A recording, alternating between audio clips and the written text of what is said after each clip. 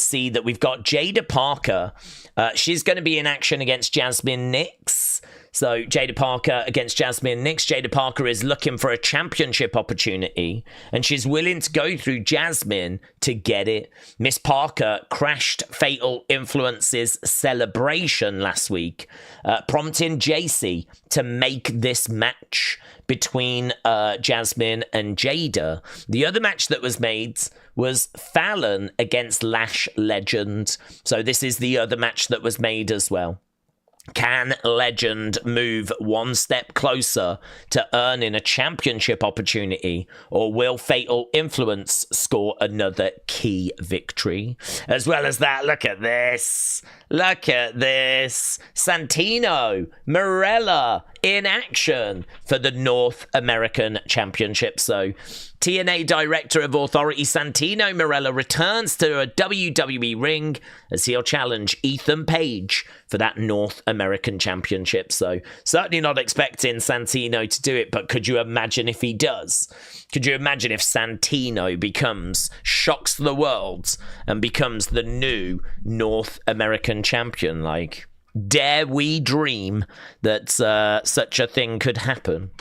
So, yeah, as I said, nothing in the way of the official preview, but these are all confirmed matches. So thank you, AIPT. Thank you for your services and your really awful, cluttered website. But thank you. Thank you. So there we go. Hello, hello, hello. We broke a new record today. 91 degrees in New York, says A. Jobson. Really? 90 odd degrees. Sweltering there, is it?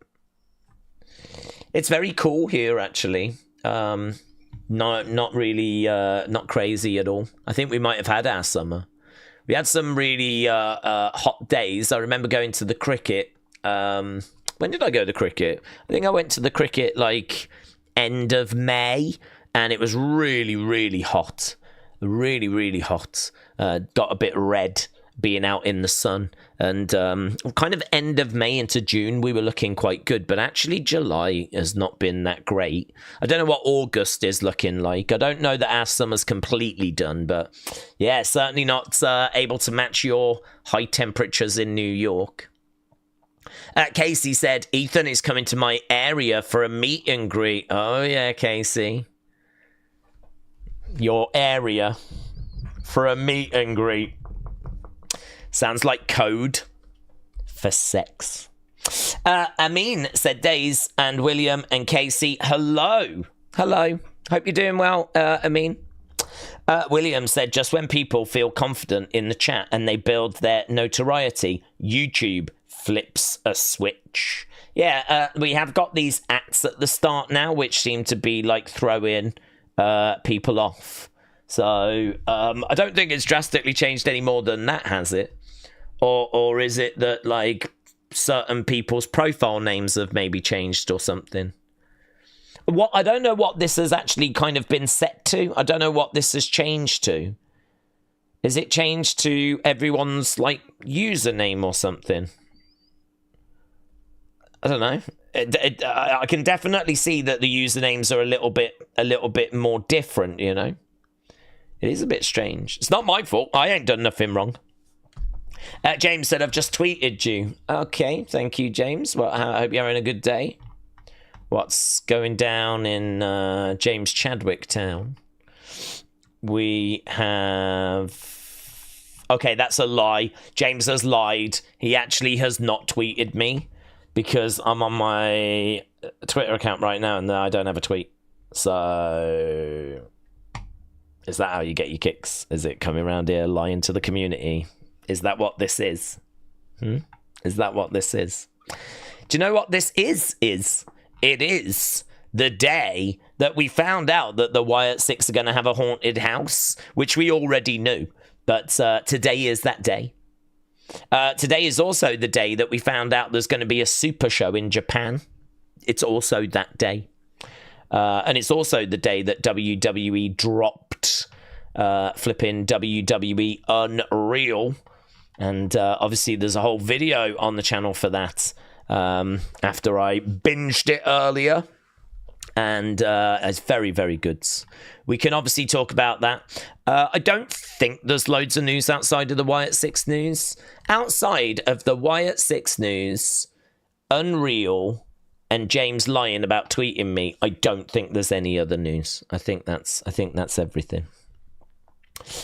Who do we realistically see winning the NXT title from Oba? He seems unstoppable, but anything can happen. JC has proved that. It's Brim, by the way, not some Star Wars droids. BRXN1, hello, shout out to you. BRXN1 reporting to the Death Star. That's how you come across now. It's Bryn again. In my mind, you come across as like an android. So and because it's got 1 next to it, it seems like quite early in the production. So you're probably going to get replaced really soon. You know, I don't know how long the first iPhone was around before the second iPhone came around, but I don't think it was very long. Because I think they make, when you come out with a product, I sort of feel like you get a lot of feedback and you can kind of improve it quite quickly. So I think what I'm saying is that you're the first version of It's Bryn again, and we're actually waiting for the second version. We're waiting for the updated version. I don't want to say the better version, but I mean, you can read between the lines. BRXN. I'm going to have fun with these new usernames. I'm going to have fun with it. BRXN1 says, who do you realistically see winning the NXT title? Well, thank you, BRXN1. I can only hope that one day you know the sweet touch of a woman. But yes, I think that I think there's a few. I mean, I think Ricky is a great shout. Right, I think that Ricky Saints is someone that can be that person. I also wonder what we're doing with Tony D'Angelo, because Tony D'Angelo beat Obafemi when we were in the mid-card scene. And so, you know, I sort of feel like that's, you know, it's hard with Tony, though, because he's just been going through a feud with the rest of his family. So I kind of, I feel like that one's a little bit tricky because he's a bit lost in my mind. You know, his whole identity has sort of changed now because he doesn't have a family anymore. So I don't know when he pops back how he's going to look, how he's going to be presented. I'm guessing he's still going to be some sort of Don, but I mean, like, he's not going to have any family behind him. He's not going to have any backup anymore, is he? So, don't know. I thought that Tony could have been in the conversation because he beat Ober at the mid-card level, but I think Miles Bourne as well, I think, has got a great shout. Got to keep building Miles. Maybe Miles is, you know, a bit too much of a project for the future.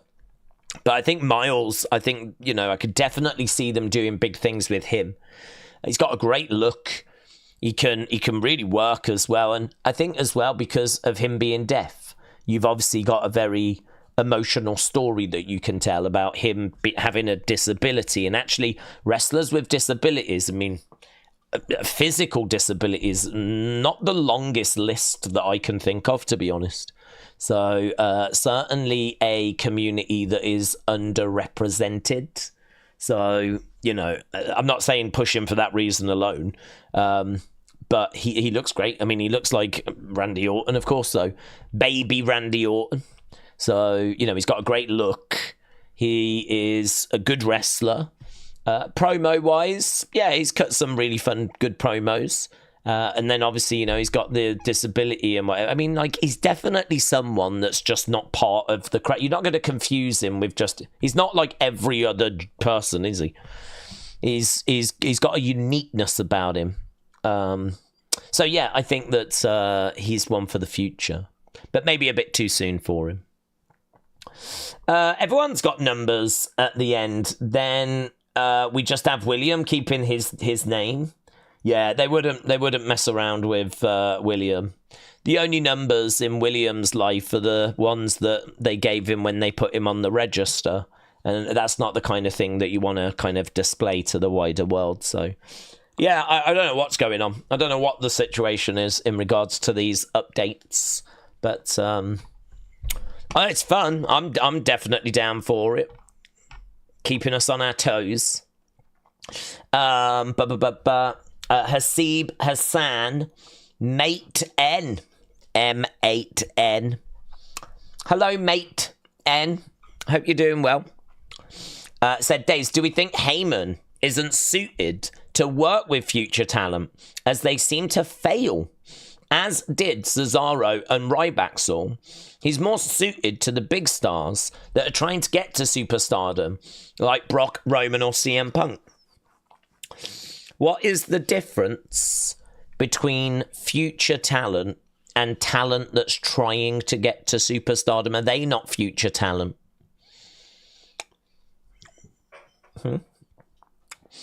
I mean, what I would say is that when he got with Roman had already had a lot of success, but obviously he arrived with Brock. So when Brock first came in, he was with Brock. Punk had obviously had success, but I don't know. I mean, I don't think it's quite as easy as he only works well with established talent, right? Because, I mean, Brock Lesnar would be an example. You can say that he's an exception because he's a beast and whatever, but I think the real question is about, you know, is he going to be able to do a good job with Braun and Bronson? I think that's kind of the heart of the matter, is that people want to know if they're going to get somewhere. And the answer is we don't know, to be honest with you. I mean, I don't have any concerns at this stage. What I saw at the end of Raw, I thought was very good. I've not seen anyone really be down on Raw's ending. So I thought that what we actually got there was really good. And, you know, I think they're going to be working together as a creative team in regards to, like, how they are building and presenting people. I don't think it's not like Braun and Bronson is just Heyman's responsibility and, like, the creative department don't have any say, or Triple H doesn't have any say. Like, they're all working together behind the scenes to try and build and present Braun and Bronson, or anyone that Heyman's put with, to the best of their ability. So what I would say is, I wouldn't look at it as, like, I wouldn't look at it that way, that it's like if you put Heyman with someone established, then it works. If they're not established, it doesn't work. I would look at it more like we've identified some talent that we really believe in.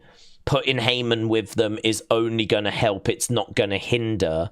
And the whole creative team is working towards getting these people to be successful, right? Triple H and the whole creative department are working towards getting, of course, they're trying to get Bron Breakker over, they're trying to get Bronson Reed over, and they're all kind of fully focused on doing that. I mean, what I would say is, if you have got the confidence of the creative team and of Triple H, and you are seen as, like, the next big thing, then, you know, why could Bron Breakker not do what Brock Lesnar did? Why could Bron Breakker not just go on and get wins and win championships, like, as soon as next year, win a world heavyweight championship? And actually, we might look at Brock and we might go, well, that was an exception because he was huge, he was jacked. But actually, you know, Bron Breakker's very explosive. He's very athletic. They present him as being a real problem.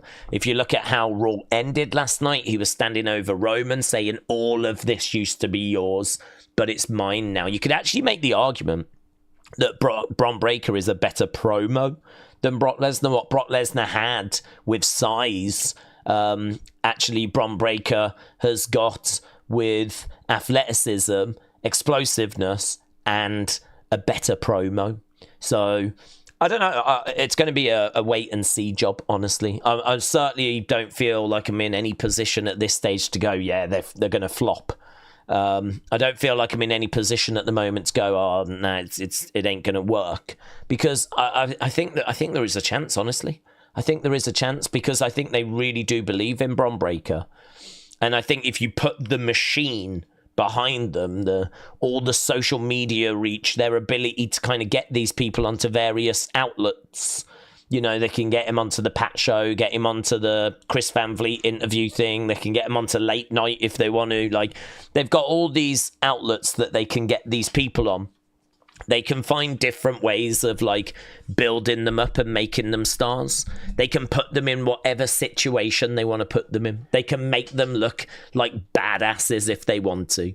And if they are genuinely going to sit in those creative meetings and their thought process is going to be, how do we make Bron Breakker look like a badass? How do we make Bronson Reed look like a badass? How do we build these people up? Like, who's to say that that's not going to work? So I don't think it's as simple as, like, you know, is Heyman going to flop with these? Because the machine is just so much bigger than it being just Heyman, honestly. So Ryback Saw obviously didn't work, but it was a different time as well. A different era, you know, a different writer and, you know, a different time. Whereas now I think they really see something in these two. Certainly Bron Breakker. And, yeah, don't know. We'll have to see where it gets to. Could work, could fail. I don't know which way it's going to go. But I'm not off the hype train at the moment. Daze will have a virus, says Harbour Binger. I'm on another stream and the YouTube names are normal, says James. Oh, really? Well, that is very strange, isn't it? I wonder if this is like being rolled out and maybe it's not out to everyone at this point. Wrestle Andy said, Dave, someone has tweeted a photo that they're building a physical stage for SummerSlam. They're building a physical stage for SummerSlam. What does that mean? What do you mean? Rather than what? A mental one? Rather than a virtual reality one? What do you mean? I feel like Unreal is unraveling the mystique of WWE, said Lee Ann. I don't know if this was a good move or if there's an air of mystery to backstage is sometimes good, says Lee Ann. Okay.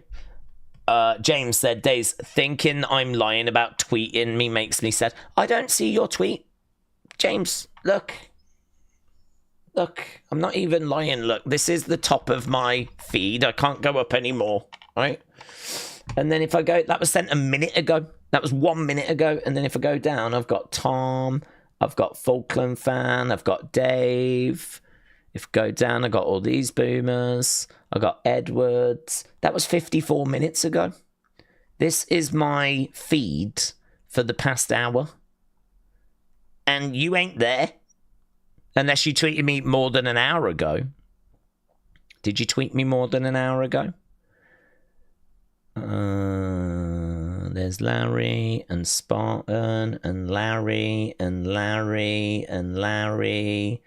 Undeniable Heel and Larry and Larry and Larry and Larry and Larry and Raymond and Larry and Larry and Chris and Larry and Larry and Larry and Larry.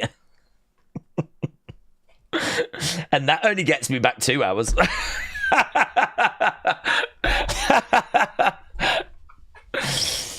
Welcome to my live, Larry. If you are watching, you don't need to tweet me the internet. It's all right, you know. I can find a lot of this on my own, to be honest. But you know, I appreciate the support. But I do get a lot of tweets that kind of come in. But James, I'm not even lying. Look. That was pretty good from Dave, though. You can see the similarity, in all fairness. So, there we go. Big Migs Gaming said, I just finished watching Unreal and I loved it, said Big Migs Gaming. Same. I gave it a 9. I really enjoyed it. The things that I would have liked to have kind of just tweaked, I would have liked a little bit more in the... I would have liked to have known a few more things that didn't make it. So we found out, for example, really interesting, the whole creative room saying they wanted Punk to win the Rumble. And obviously it doesn't go that way. And also Triple H was like, yeah, I think Punk should win the main event of WrestleMania. And obviously that didn't go that way. So, you know, you kind of, and Chelsea, that was a good one where everyone's eliminated and only number 30 is left. So everyone's waiting to find out who's number 30 in the Rumble because they're about to win it. And it's Chelsea Green that comes walking out. And that was, I think, half jokingly proposed. So I don't think that it necessarily would have gone that way. But could you imagine? That would be fun, actually, if like the shock of like everyone's eliminated and then immediately we start counting down. And oh my God, here we go. Number 30's coming down. Who's it going to be? Who have we not had? Who have we not had? And then flipping, everyone's waiting. And then it's like, it's Chelsea. Oh my God. So that was proposed. So I said, like, I don't know, though, where would you draw the line? Because they could have given me another couple of things and I would have wanted more, wouldn't I? So that's probably just greed, really. It's probably me just being greedy. But then as well as that, you've also got the... I would have liked a little bit more about like how they put matches together. I only got a very, very small taste of that. They spent a lot of time actually showing you the producer during matches, but not showing you them putting the matches together, right? There wasn't really much there, to be honest. So that I would have liked a little bit more. I would have liked a little bit more with what we didn't get. Plans that we didn't get. I would have liked a little bit more to do with how they actually put the matches together. And I just had this little sense that a few things that I was being told were not true. I just had a sense that a few things were being included for the sake of including them. Like, for example, Chelsea getting a load of tickets for her friends for Survivor Series absolutely could be true. Absolutely could be true. But then, you know, it gives them, like, when she finds out she's not on the card, she then has to, like, tell them all, oh, actually, I'm not going to be wrestling. Like, wouldn't you find out that you was wrestling first and then get the tickets? You wouldn't just get the tickets first, would you, surely? And then that gives them the shot of her just sat on her own. You know, and why was she on her own in the box? Why were there not, like, other wrestlers? Why was she on her own? Do you know what I mean? Like, some of it you look at and you go, have they just done that because it's a really good way of taking us to the next part of the story? Because the next part of the story is Chelsea going for a championship. Like, Chelsea wanting to win it. Oh, look, this was her at her lowest point. She wasn't even on the card. She had invited her family and she wasn't even on the card. And then, you know, next moment she's trying to win a title. I was like, And then the big one, of course, is the whole timeline of how the Cena heel turn came together. And they do spend quite a bit of time on that. They do spend quite a bit of time on it, where they actually really go, right, this is how it happened. But some of it doesn't make sense. Some of it doesn't make sense. For example, Ari Emanuel is never mentioned. Ari Emanuel is never mentioned, but The Rock said that it was Ari Emanuel that called him. In this version of events, Triple H is giving The Rock a call. Like, maybe it still works, and maybe there's just things that have been left out, but we have definitely not been told the full truth on that. Definitely not. Because Ari Emanuel called up. Plus also, I'm sure Triple H said he sat down with John Cena and mapped this out at the end of last year. I will need to try and find that interview. I can't remember where I've heard it, but I'm sure he said in an interview that he sat down with John and mapped out what they were going to do, and the heel turn was discussed then. Plus also, we know that they were going to turn him heel at WrestleMania, and it was brought forward. That was another rumor that was doing the rounds, that they were going to... And no mention of that. No mention of Ari Emanuel. No mention of Cena turning heel at WrestleMania. The way the version of events is in Unreal is it's like Triple H like, had the idea with this creative team and then just called people to make it happen. And it's like, something's not right. It's not adding up. It's the version of events aren't fitting together. So something's not right with that. Something's not right. And I don't know that we'll ever quite get the truth, to be honest, but I'm not totally sold that what's been presented in Unreal is the truth.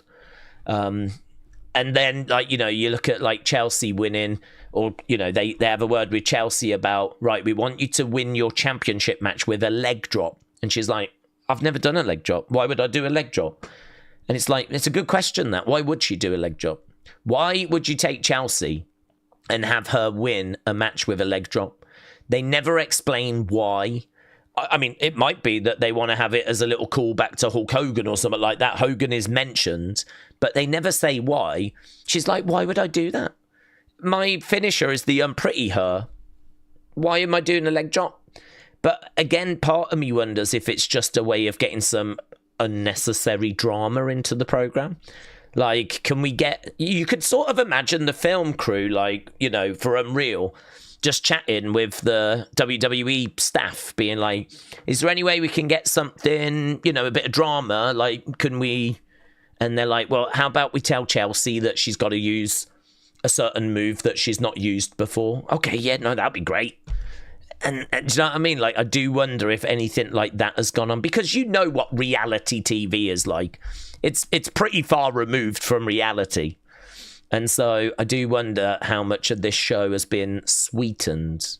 So because of that has affected my score. But these are just tiny, tiny things, to be honest with you, that add up together to lose about a point. I mean, I was blown away by the show. I thought it was absolutely incredible. It's the show I've kind of wanted to see forever.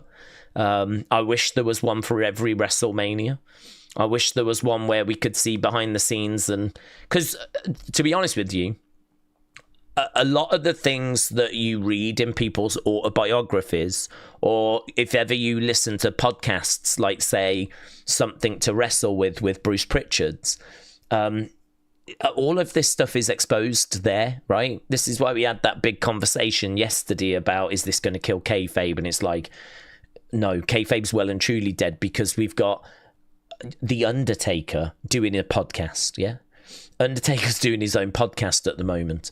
This is someone that used to be in character like 24/7, yeah, when he went shopping and all that stuff, right?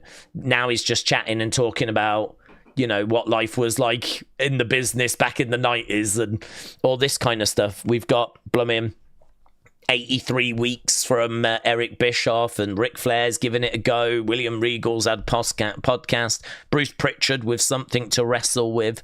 And they're spilling all this information. They're telling you kind of what happened. At WrestleMania 8, well, this is what went down. This is what we were thinking. This is what we were going to do. So these stories are all out there. But you always hear about people going, I think he's misremembered, or it didn't quite go that way. And you always hear people giving their version of events.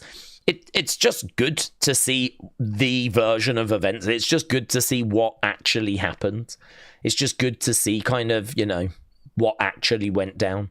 And so, yeah, I wish we had this for, like, previous WrestleManias and all that sort of stuff. They did say more episodes coming next year.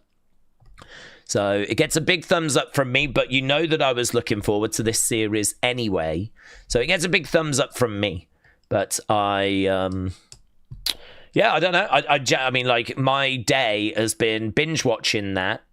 So my day has been binge watching it. Then I went and... So my day has been binge watching that. Then I went and did the recording of the video. The video actually went like an hour and 20 minutes. I went back through and cut bits out, bits that I just thought, no, it doesn't need to be in. It's, that's not essential. I probably could have cut more, honestly. But I ended up with a video that was like an hour and 7, so I managed to cut 13 minutes. I was like, okay, that'll do. I didn't want to have to go back through it and cut anymore, to be honest. I would have loved for it to have clocked in at like under 50, ideally under 40 minutes, but it came in at 107. So, I mean, I did that, and then it took 2 hours to upload. But to be honest with you, I went to bed. I got an hour and a half sleep, and I just let it upload whilst I was sleeping. So that has been my day. I really have no idea how it's been received. I have no idea what the major talking points are. I've no idea. Everyone could say it's trash, or can you believe this happened? Or I have no idea. My thoughts are literally just my thoughts. But there's lots of oh my god, it is you could, if you had an X account and you like love putting clips out, like they're like 10-second clips, there are like 1,000 in this thing. You've got like CM Punk crying after, crying before the main event of WrestleMania, not crying after it, crying before it. I'd never heard that.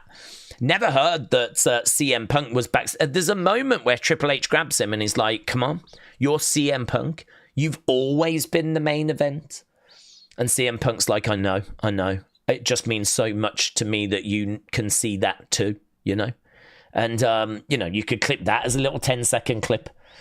You've even got little things like Liv slapping Bayley on the backside as she's about to go to the Elimination Chamber. Or Raquel doing that prayer before Elimination Chamber. Or, just like the billion kind of gorilla position reactions to different things. Or, Rhea going to the oddities shop. Or Rhea talking to Damian, going through her moves. Or, Bianca kind of doing her ring gear. And there's like, in the 5 episodes, there's like 5,000 clips that you could make if you wanted to just make like little 10-second clips. It's very, very clippable. It is talking points galore. If you judge shows by talking points, like we normally judge a Raw or a SmackDown, this is flipping bursting at the seams. And I've no doubt that other things will kind of come through and reveal themselves. We're only really touching on the first one-time watch surface level stuff, not even things that people have noticed on whiteboards or in the background or things along those lines, So yeah, that's kind of the overview, if you will, of the series. Daze, watching Unreal, are you now under the impression that Punk and Seth don't actually hate each other? I am now under the impression they don't hate each other, yes. They were actually working together, putting their Elimination Chamber match together. So, yeah, that was interesting. There's a lot of relationships that obviously you kind of find out about. So Seth and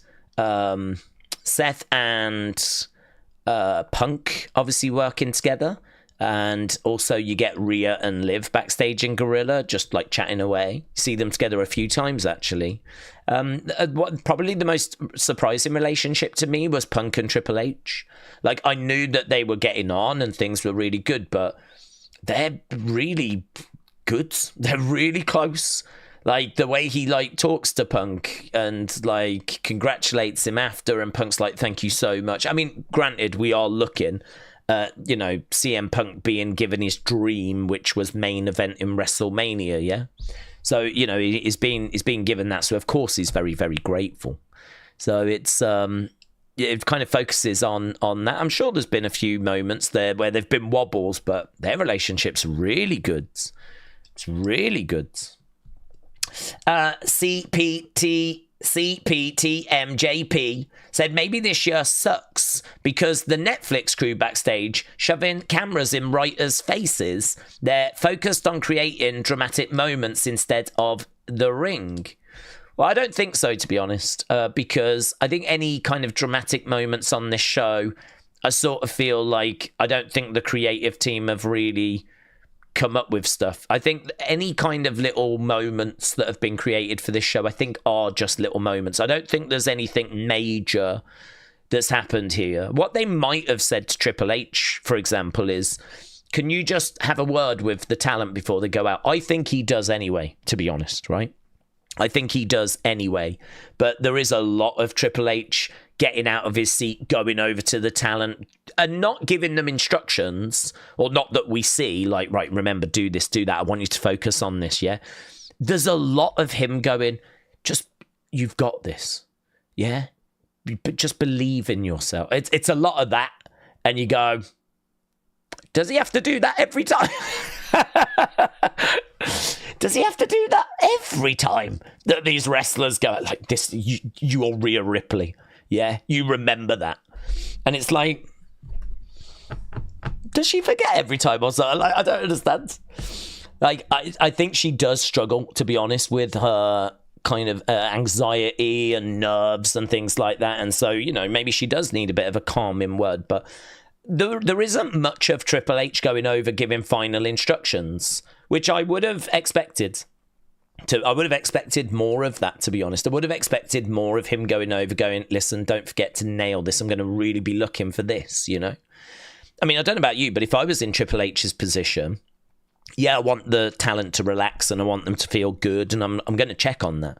But I'm also going to be like, don't forget, this is the key bit, right? I need you to hit this spot because I'm going to have the cameras right there. Like, that's what I'm looking like. Do you know what I mean? Like, I think for my own peace of mind, I think I would want to just have that final, don't forget that bit, yeah?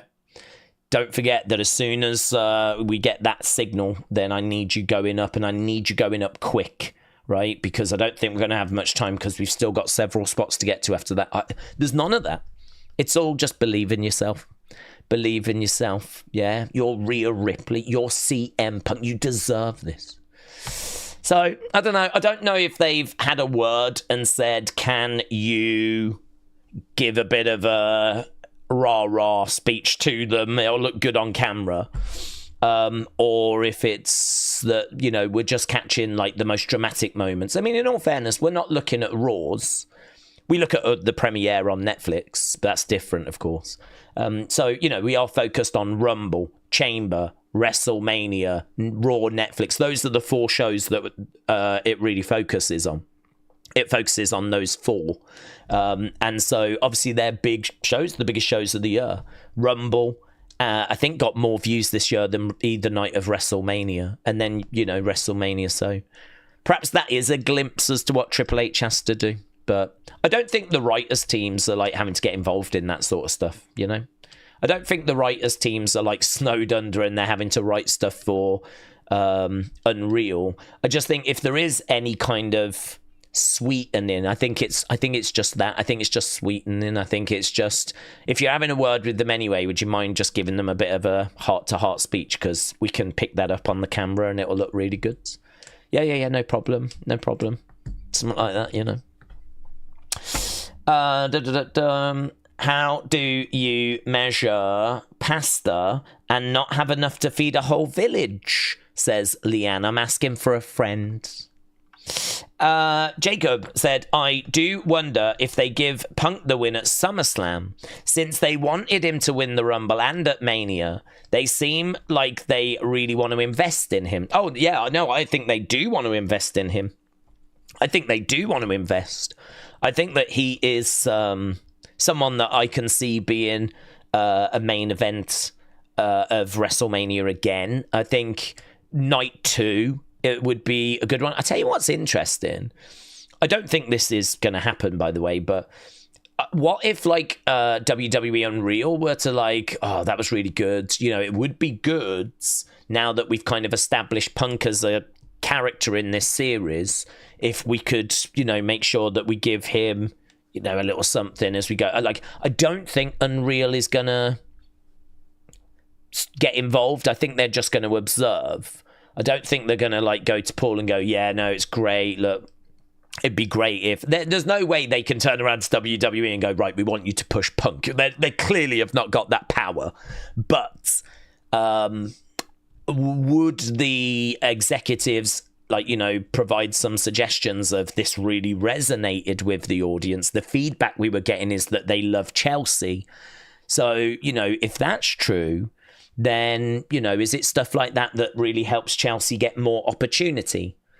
I mean, I would say actually there's probably something to that, because, if for whatever reason they had to choose between Chelsea and Candice for doing something with, and WWE Unreal have gone, well, our viewers really resonated with Chelsea, that could be the deciding factor for you going, well, we'll go Chelsea then.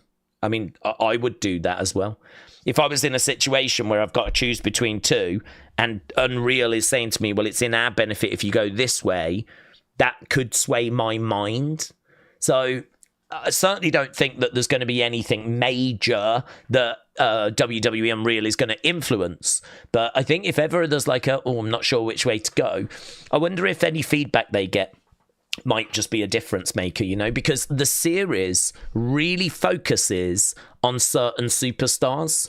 I think it focuses on like Cena, of course, and Cody, because they're obviously the big story build into WrestleMania. Cena's retirement year really focuses on Jay because he wins the Rumble. Really focuses on Charlotte. She wins the Rumble. Bianca, she wins the Elimination Chamber. And Chelsea. Like, Chelsea is really heavily focused on. And granted, she wins the US title, but we don't focus on Lyra, who wins the Intercontinental title. We don't focus on her. We don't focus on Bayley, which I was really surprised about. I understand us not focusing on Becky because Becky only returns at WrestleMania, and this more focuses on Rumble, Chamber, WrestleMania. It focuses on WrestleMania season, and Becky's just not around for it, right? But I feel sorry for Bayley. There's quite a few scenes where Bayley is, you can see she's in Gorilla, and there's just no mention of Bayley. I don't even think she speaks. I don't even think they introduce her or mention her or anything. She's just sort of always there, really. The most coverage she gets is when Liv Morgan slaps her on the backside as she's walking past, and you can see Bayley crack a smile. So, like, it doesn't focus on Liv, to be honest. I mean, next year, maybe we just focus on a whole load of different people, We absolutely could, couldn't we? But it doesn't focus on Roman. It doesn't focus on Liv. It doesn't focus on Bayley. And I saw, at one point, I saw Shinsuke, and I was like, oh, yeah, where's Shinsuke? I haven't seen Shinsuke in forever. Where's Shinsuke? And that did prompt me to send a tweet out going, where's Shinsuke? And that's because I saw him in Unreal, and I was like, oh, okay, I've that guy? Where's that guy? So, yeah, that was kind of prompted from that. So, yeah, I don't know if they'll give... I don't know if they'll give Punk the title at SummerSlam. I kind of lean towards the story, which is that Seth is going to do everything he can to stop Punk winning a championship. He's told us this. And honestly, with Seth, if this injury is real, could Seth still find a way of preventing CM Punk from winning this championship? I think Seth is a thorn in Punk's side, and he continues to say that as long as he's breathing, as long as he's able to, he's going to keep trying to find ways of preventing CM Punk from winning this championship. So if Punk does it, I still think even if Seth's injured, he's going to have to find a way of overcoming Seth Rollins somehow. I mean, I don't even know if Seth kind of like gives the briefcase to Braun and tells Braun to go down or something like that, Like, just whatever I've got to do. Like, I could honestly believe Seth, the character, is more interested in stopping CM Punk winning the title than he is interested in winning the title. I could believe that.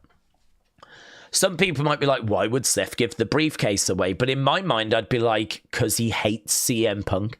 And his hatred for CM Punk is much grander and greater than his desire to be champion. Which is bigger? Which is more important? Is it more important he gets the belt himself? Or is it more important he stops Punk? Ideally, you'd like to do both. If you can't do both, then you got to choose which one you're going to do. I honestly think that character would choose to stop CM Punk, and that he would get more pleasure from that than he would winning it himself. So, you know, there's potentially a story to dig into with all of that as well. But now we're really getting off track. The Jim J said, I wonder how much the issues between Punk and Triple H was because of Vince.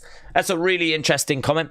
Yeah, really interesting. I don't know. I mean, obviously their dynamic has completely changed. I mean, Triple H now is the guy that's in charge of creative, so there has to be a little bit of understanding by Punk.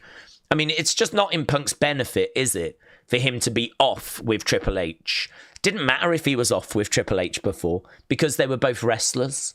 And, you know, Triple H coming over and being like Vince's right-hand man didn't mean anything. You're not Vince, so do one, right?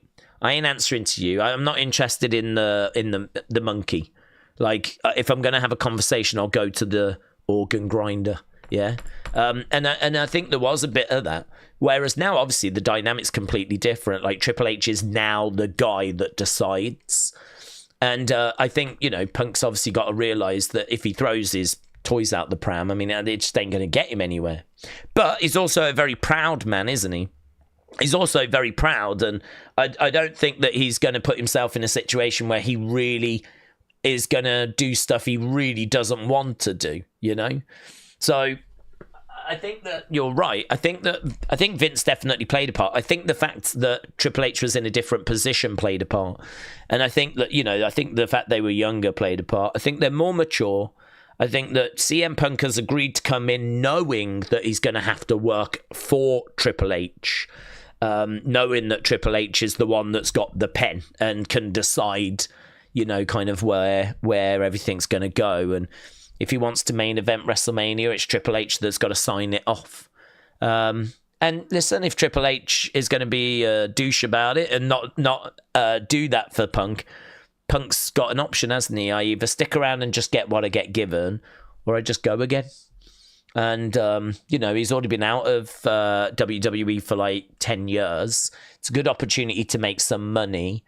Worst case scenario, you know, do you just take what you're given and just make some money and then, you know, flip the bird and walk away? So, you know, I think that has kind of changed their dynamic. But the truth is, Triple H is a different person as well. He's matured, and, you know, he's been through a lot with all the Vince stuff. I mean, don't forget, that's his father-in-law. That's his wife's father. And so, you know, I think and he's been through his heart trouble as well. That would be a massive change of perspective, wouldn't it? So I think, you know, he's kind of there now in this position where I think he can understand the frustrations of the wrestlers because he's been in that position. And I think he can understand the concerns of the wrestlers. And, you know, he's someone that's actually been one of those wrestlers that has kind of had to wait and see what creative have got for him. And I think he knows the kind of concerns that the wrestlers have and everything. And I think that he's pretty good at still kind of sympathizing and understanding. So, you know, with Vince would just be focused solely on what's best for business. I don't think Triple H is so much, to be honest. I don't think Triple H he is clearly trying to do what is best for business, but there is a warmth that comes from Triple H that I really don't think was there from Vince. I think if we'd have done this unseen, I'm not sure that it would have had that same degree of warmth. But, you know, I've seen lots of clips where, you know, Vince is like smiling and beaming and like got tears in his eyes because WrestleMania's gone well or something's gone well. And I think it'd be a myth to make it seem like Vince was just completely cold-hearted. I'm not sure that's true either. I think the truth is probably somewhere in the middle. So, yeah, interesting. Yeah, I think it would be different, definitely, if Vince was still around, definitely. Denver said, Daze, hello, everyone, hello, it's my birthday today. Shout out to you, Denver. I hope you've had a good day, my friends. Right, let's go down, scroll down. Triple H didn't understand Punk until he experienced Vince after the Wednesday Night War with AEW. That time period, I think, humbled Hunter, says Trini. Trini, shout out to you. I like your new name, Trini. Shout out to you. Right, let's go down. And have I dropped a... No, I'm going to do it. Big Migs Gaming. I've dropped you a subscribe, my friends. Said I just finished binge watching Unreal and I loved it. So, Big Migs Gaming, shout out to you. Well, that's good. That's interesting. I honestly, genuinely don't know what the reaction's like. I've not seen any other reviews on it or seen any kind of feedback on it. What you lot are saying is the first that I've actually seen. Right. I personally didn't. Raw horrible. People forget we sit through Raw during the Thunderdome era, said BGNAES8. I think you said personally didn't think Raw was horrible. Got you. Jamie said he had a lot of warmth for Eddie. I felt like I saw that side of him when he hugged Eddie in the back after the title win, I believe it was, says Jamie. Ben said there's no doubt that Daze finished the documentary so fast as soon as it got to Netflix. My favourite moment was the I show speed part. What was yours? What was my favourite moment? Favourite moment is...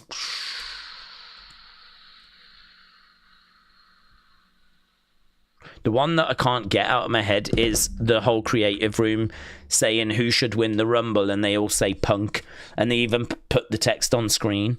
I don't feel like that is my favourite moment, though.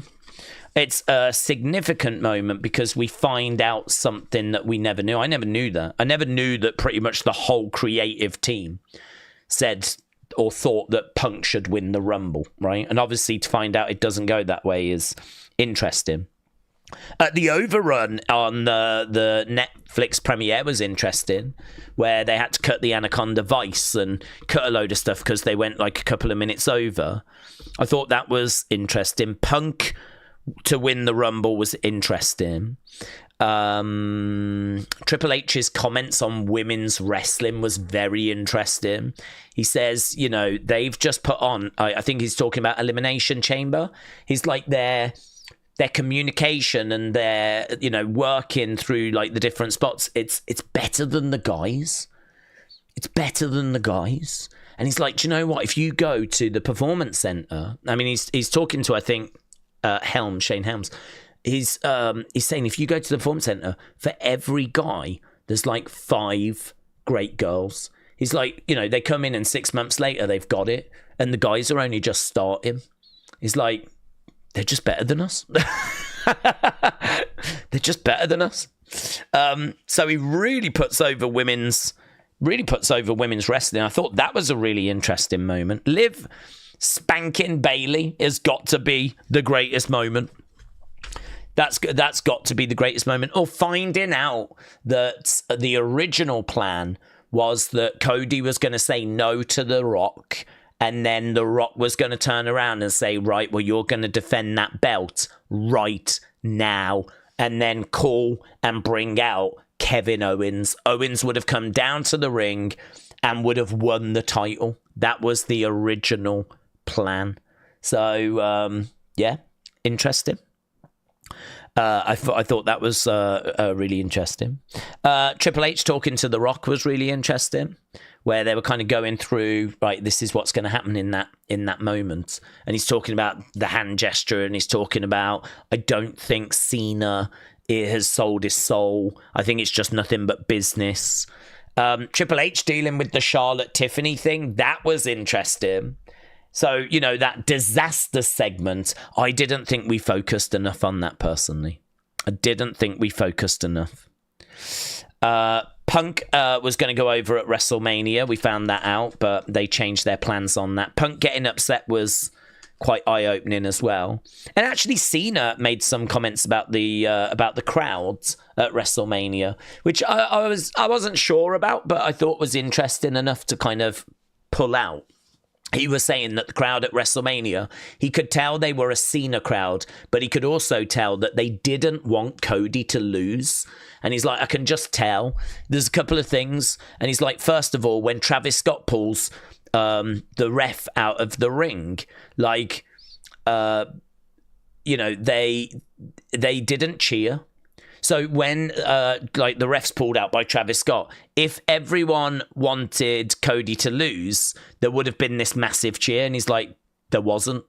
And he says, when I was being pinned, referee was down, everyone was counting, you know, rather than booing Cody because they didn't want him to win. They were actually counting along with these pins that should have been. There was no ref. The ref was down. But, you know, I think Cody gets like a 10 count, hits a crossroads, there's no referee. And Cody's trying to go for the pin. And he's like, yeah, they could have just booed Cody in that moment. But they didn't. They count along with him. And they're showing basically that had there have been a ref, you would have won this match. So he's like, there's a couple of things that happen that make me feel like this was a very pro Cena crowd. But there's a few things that make me believe that they didn't really want to see Cody lose the title as well. And I was like, not sure if I agree with all of that, but it's John Cena. He's been in front of how many crowds? Do you know what I mean? At house shows and at WrestleManias, and his job was to feed off the crowd and listen to the crowd reactions and adjust accordingly. So if John Cena is going to tell you something like that, you got to listen to it. Even if you don't find yourself agreeing with it, you've got to listen and take it on board, because, like, I don't know that I find myself necessarily agreeing with it, but who am I to disagree with John Cena telling me about crowd reactions? You know, if John Cena's telling me this, I'm going to listen. So I thought that was really interesting as well. But clearly the greatest moment is the moment Liv Morgan spanks Bayley. It's clearly the greatest moment. It's not even close. Whatever answer you've got is wrong. This is the correct answer. I've actually got a few bits on here. Like, just there's so many screenshots you can take from this flipping show. So many screenshots, right? But it's this moment right here. This is the moment. Yeah, Liv walks past.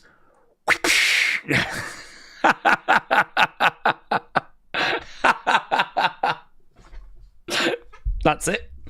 If you've not seen WWE Unreal, you pretty much have now. That's the best moment, clearly, by an absolute mile. Not even close. Great shot. There's everyone saying, like, Punk. Should we have Punk? And even, like, look at that. That's Jacob. Jacob, when he finds out that he's allowed to have a picture with Punk, he says to Punk, can I get a picture? And Punk's like, yeah, we'll sort that. And he's like, yeah, man. You know how excited he gets. Sometimes we see clips of him on Unseen. He gets really excited. I think there was one, wasn't there, where he met Boogeyman backstage. And he was like, this is so good. And he was, like, really hyped. That was him there when he found out he could have a picture with CM Punk. Those are, like, some of CM Punk's names, alternative names that he runs by. It's just, honestly, this thing is endlessly screenshotable, clippable. Look at that. Screenshotable, clippable. There's so much. There is just so much stuff in there. I mean, like, if you base shows on talking points like we do with Raw SmackDown, this is just, honestly, I could go through it again and I'm sure I could find stuff I've missed the first time. Edward said, my thoughts on Unreal are I expected a bit more to be shown, but I also thought it was very, very good, and I can't wait for the second part, and I think it could be better, says Edwards. Well, I mean, like, I think they've done something that I genuinely think that people that don't watch wrestling could watch and could find themselves being intrigued. I think they've genuinely given you a show where you do actually find yourself kind of really connecting with these wrestlers. For example, like Bianca, they talk about how she makes her own gear and they show you her doing that. And, like, there's a bit where she's, like, trying to do it, but she, like, you know, actually catches herself. And she's like, oh my God, I've just plumbing stuck a needle in my chest and all that kind of stuff. And she's like backstage, like sorting out her gear. And then they show you her in her gear and she looks like $1 billion. And then, of course, like they're telling you some of the stories, like Jade is attacked and she had a real injury and we needed to find a way of kind of, you know, covering that. And so we created this big who did it. And, you know, wrestling fans love a mystery. And I'm just thinking, like, if you don't watch wrestling and you didn't know about these stories, you might be looking at this stuff going, oh, man, that girl is so talented. You know, she makes her own ring gear and she's involved in what? A bit of a story as to who, okay, I can, yeah, okay. And then, of course, they cut out all the weeks where it's just a bit, you know, samey. And they're only showing you the good stuff. So, do you know what I mean? Like, we get straight to Elimination Chamber where Jade comes down and, like, goes after Naomi.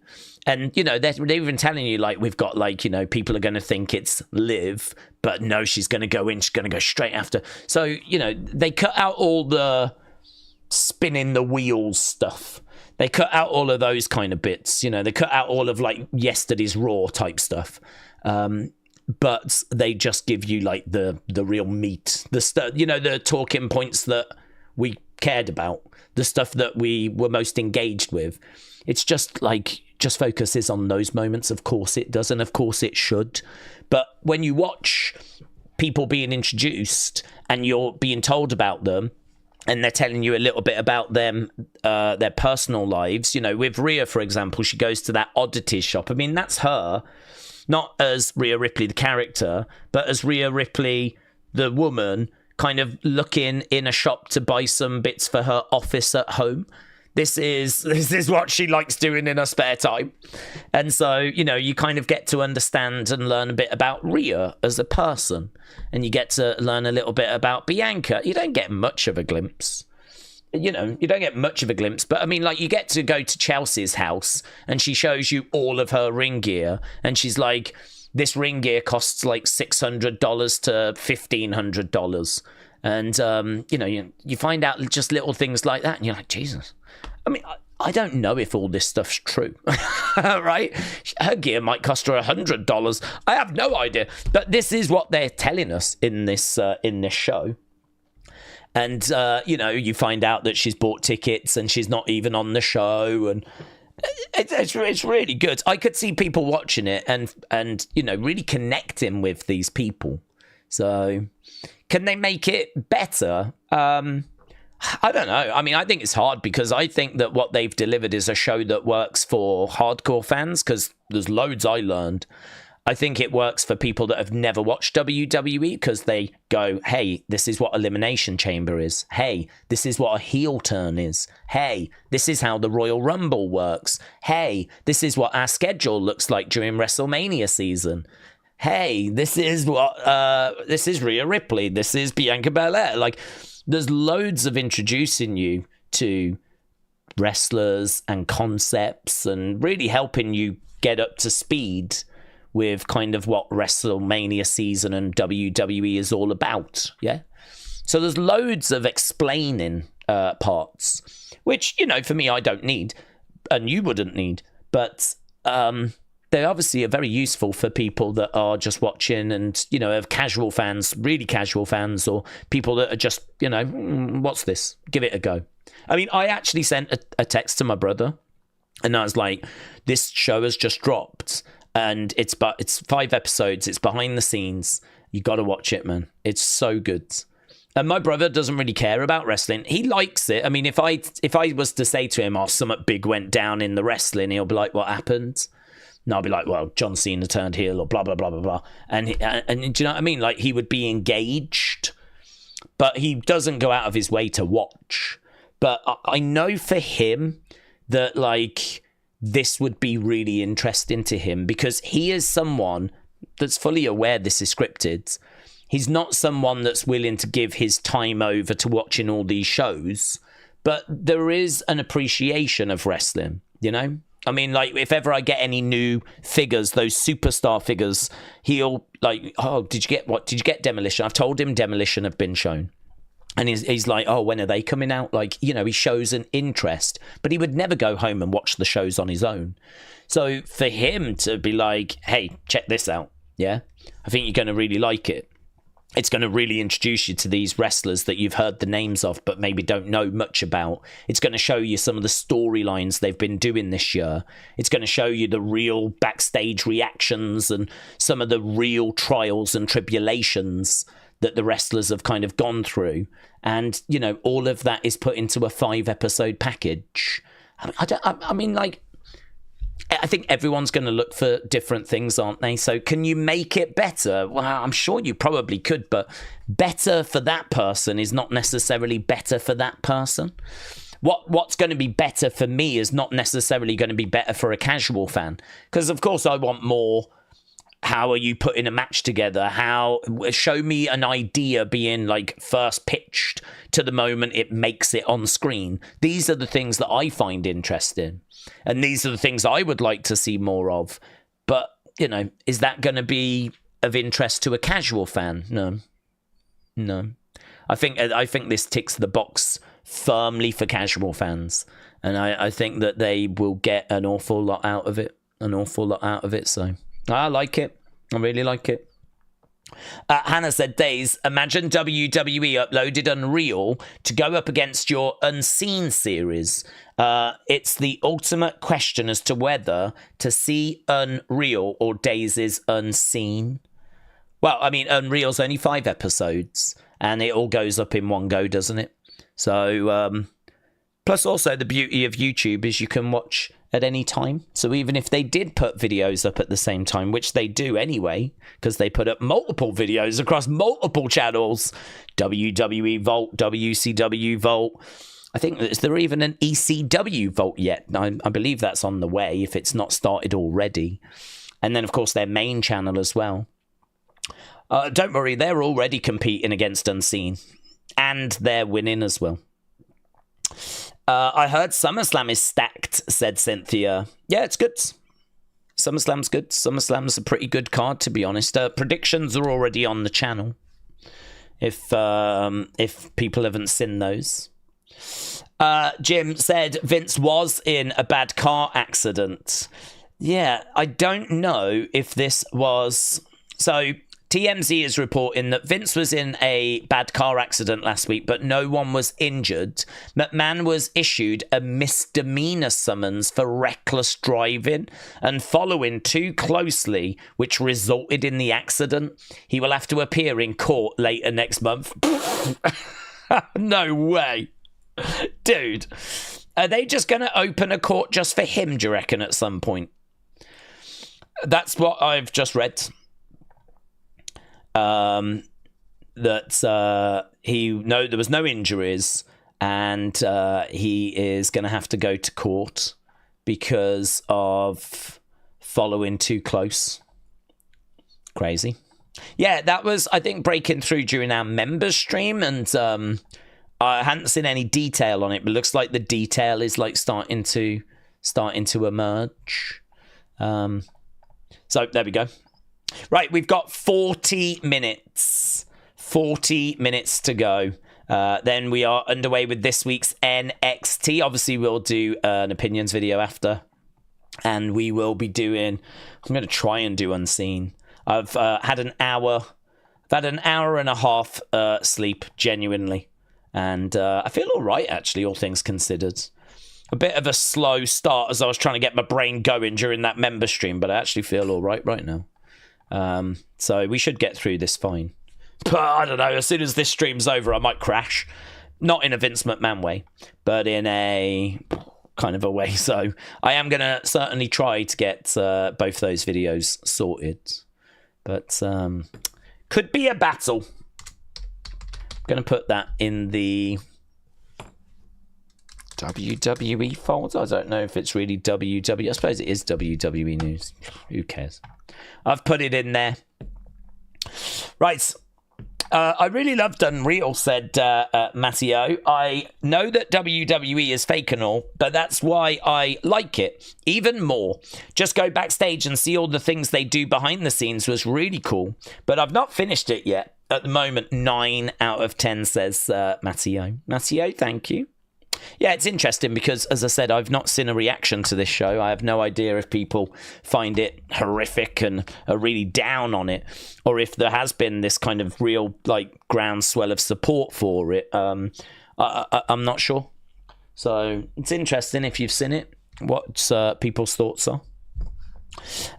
Sean said, I do think some stuff in Unreal was forced and not legit. Like when Bruce got mad for going over time. Yes. Yes, I agree. I think that there are moments, and that absolutely could be one. It worked, though. I mean, I don't know about you, but I think that was Abyss, wasn't it? I really felt for him. You know, when he was like, I just want to make this man happy, you know? And William Regal kind of comes over.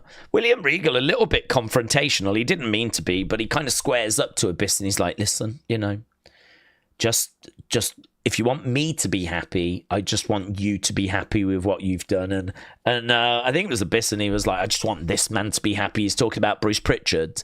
But there's not really a satisfying end to that, to be honest. Like, Bruce doesn't go, nah, it's all right, it's all right. He doesn't ever say that.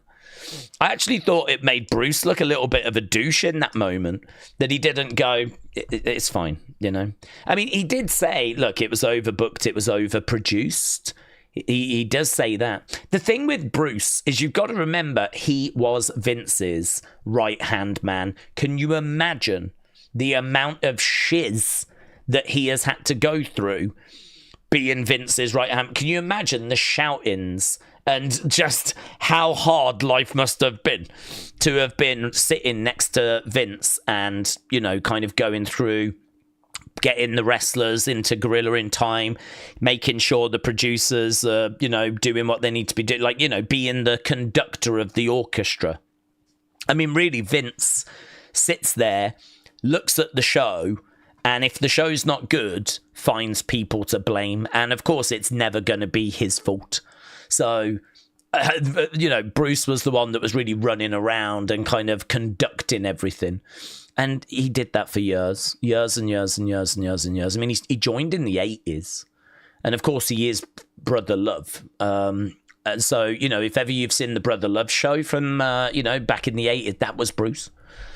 And so, you know, he left WWE. I think he was fired. He's been fired a couple of times.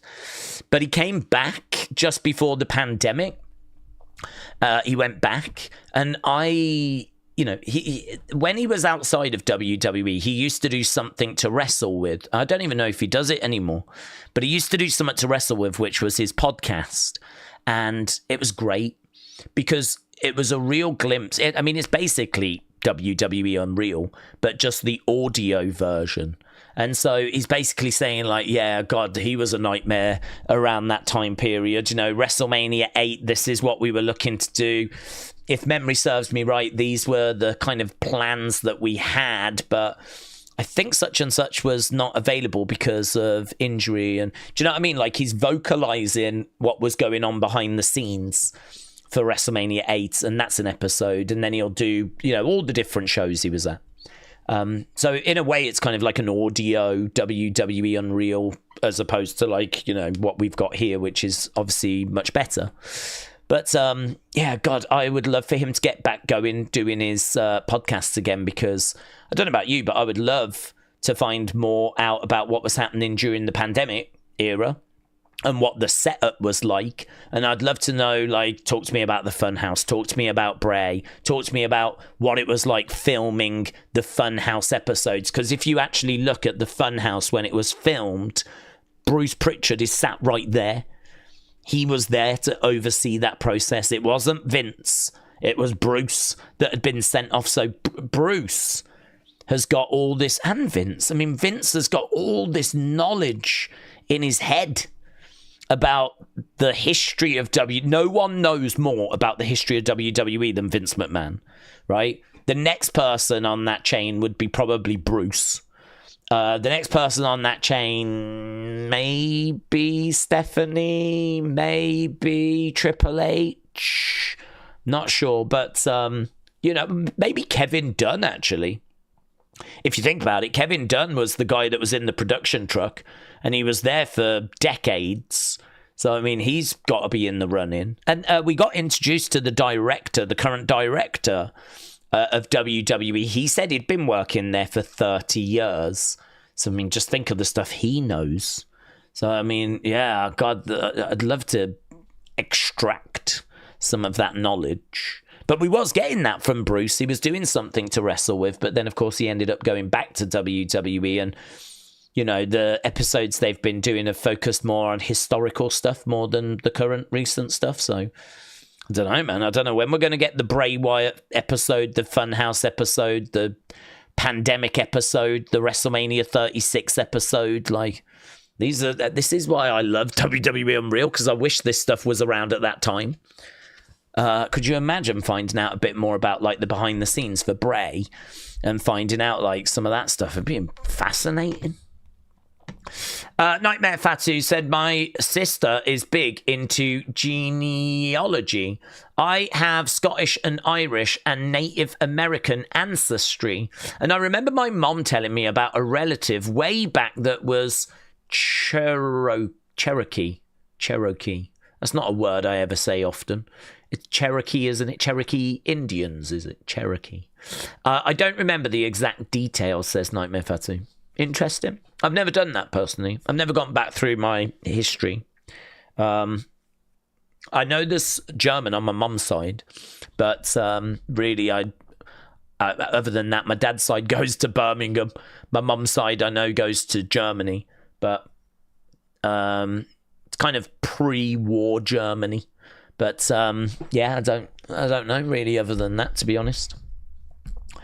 It's Kaz said, be honest, who shed a tear watching the final episode with CM Punk? I did, said It's Kaz.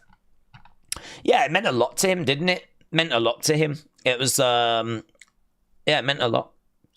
And I think it was really interesting because, like, you know, he's obviously, it's, do you know, I think I say this in my, I can't remember what I said in my review. I mean, honestly, I'd watched 6 episodes and I'd flip in, got all my notes, and these are my notes, and as I'm going down my notes, I'm having to try and turn shorthand into actual sentences.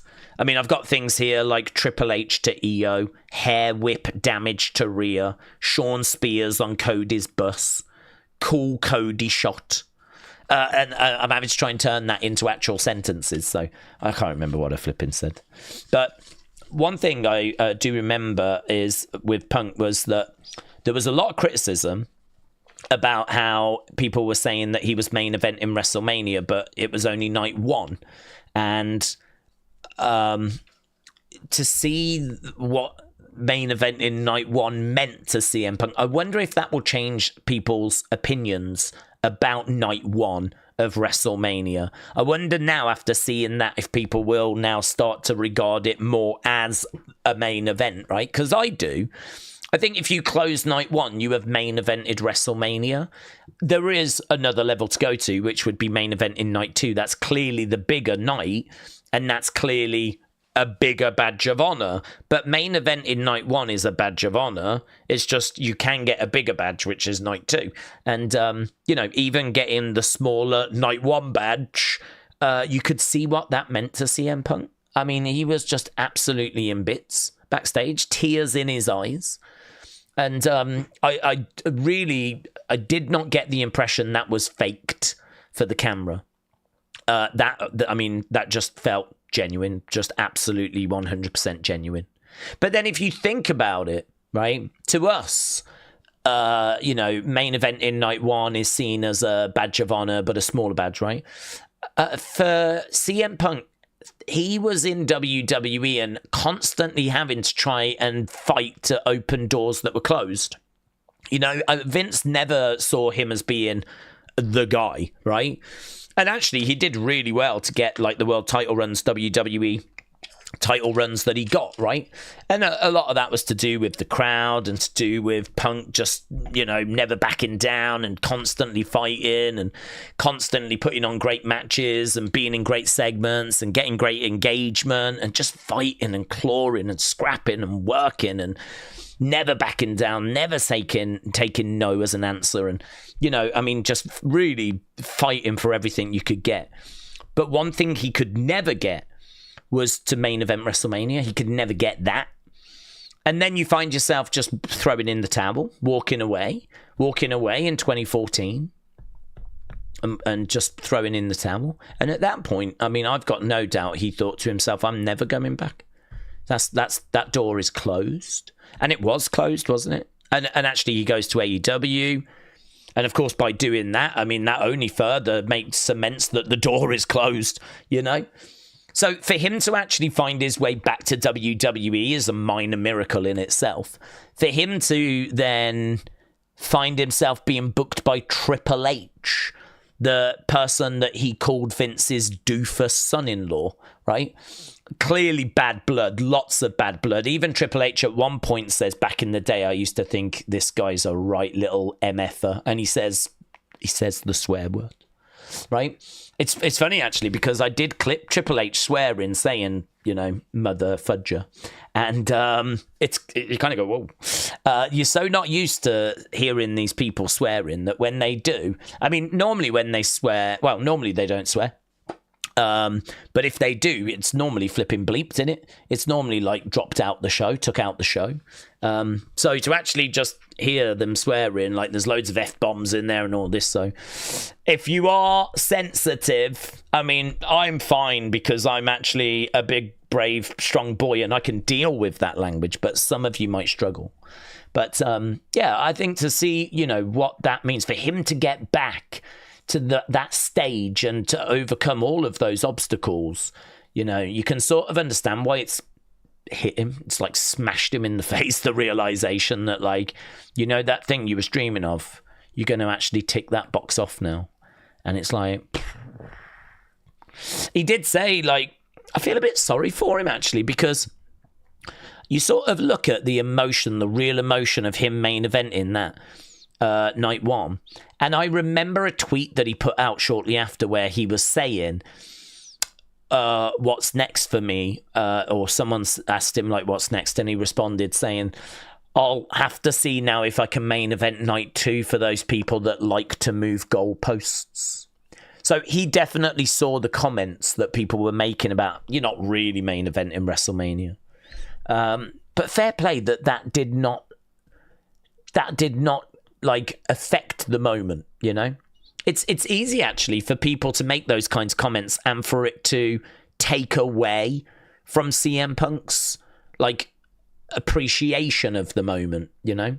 So like those kind of comments online, Punk could see them and his reaction could be like, you know, yeah, they're probably right. It probably isn't really the main event. And then, of course, you're dampening that moment for him. Respect to CM Punk for not allowing the moment to be dampened by the online discourse. Respect to him for that. And, yeah, I think that it's a bit of a shame, obviously, that, you know, he said, well, I'll now have to do night 2 for those that have moved the goalposts. But brilliant to see that moment still meant so much to him. It meant so much. So, yeah, I agree. I can understand you getting a little bit teary. I didn't get teary myself, but because I'm big and I'm strong and I'm, you know what I mean? It's going to take more than that, mate. But it is, it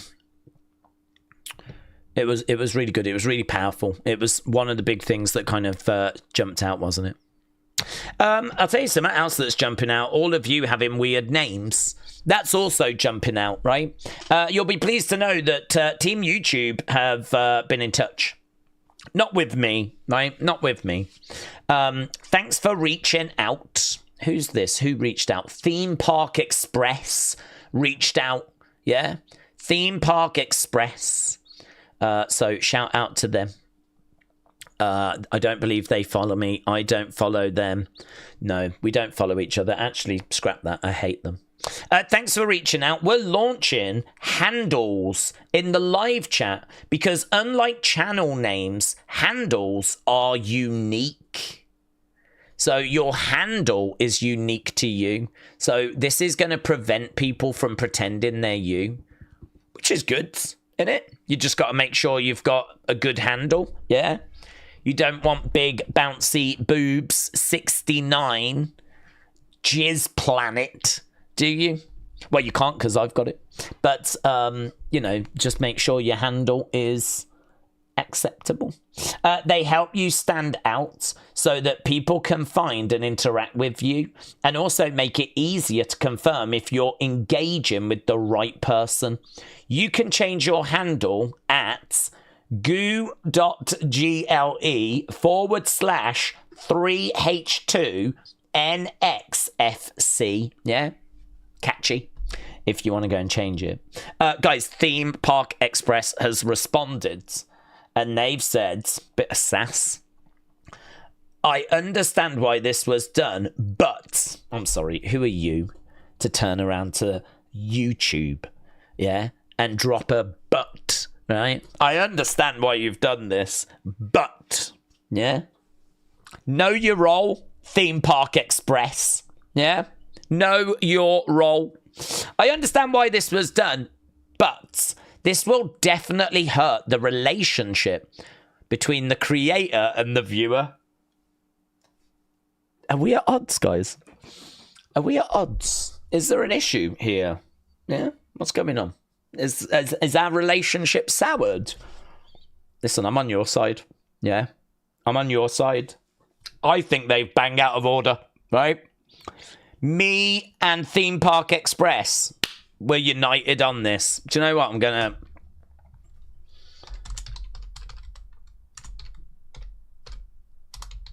Yeah. I call them TPE. I call them T. But if you're friends with them, I'm not going to go too hard, so I don't want to go on a date with them. Yeah, me and TPE are like... We're basically like Triple H and CM Punk. So, TPE said, I understand why this was done, but it'll definitely hurt relationship between creator and viewer for a while. Mm-hmm. Guys, I just want you to know that me and TPE, we're all over this, mate. We're going to get this sorted. Especially with long-time commenters and chatters. I see you. Yeah, I see you. Unless the viewer can secure an @ that is the same as their chosen display name, then we, the creators, won't be able to tell who is who for a time. It's true. Who is this James Chadwick 1987? Who is this Trini Keisha? Who is this Cynthia BM7XV? Who is this AB Jobson V6P? I don't know. How am I meant to decode? This is like a Wyatt 6 problem. I don't need this. Not when I've had such little sleep.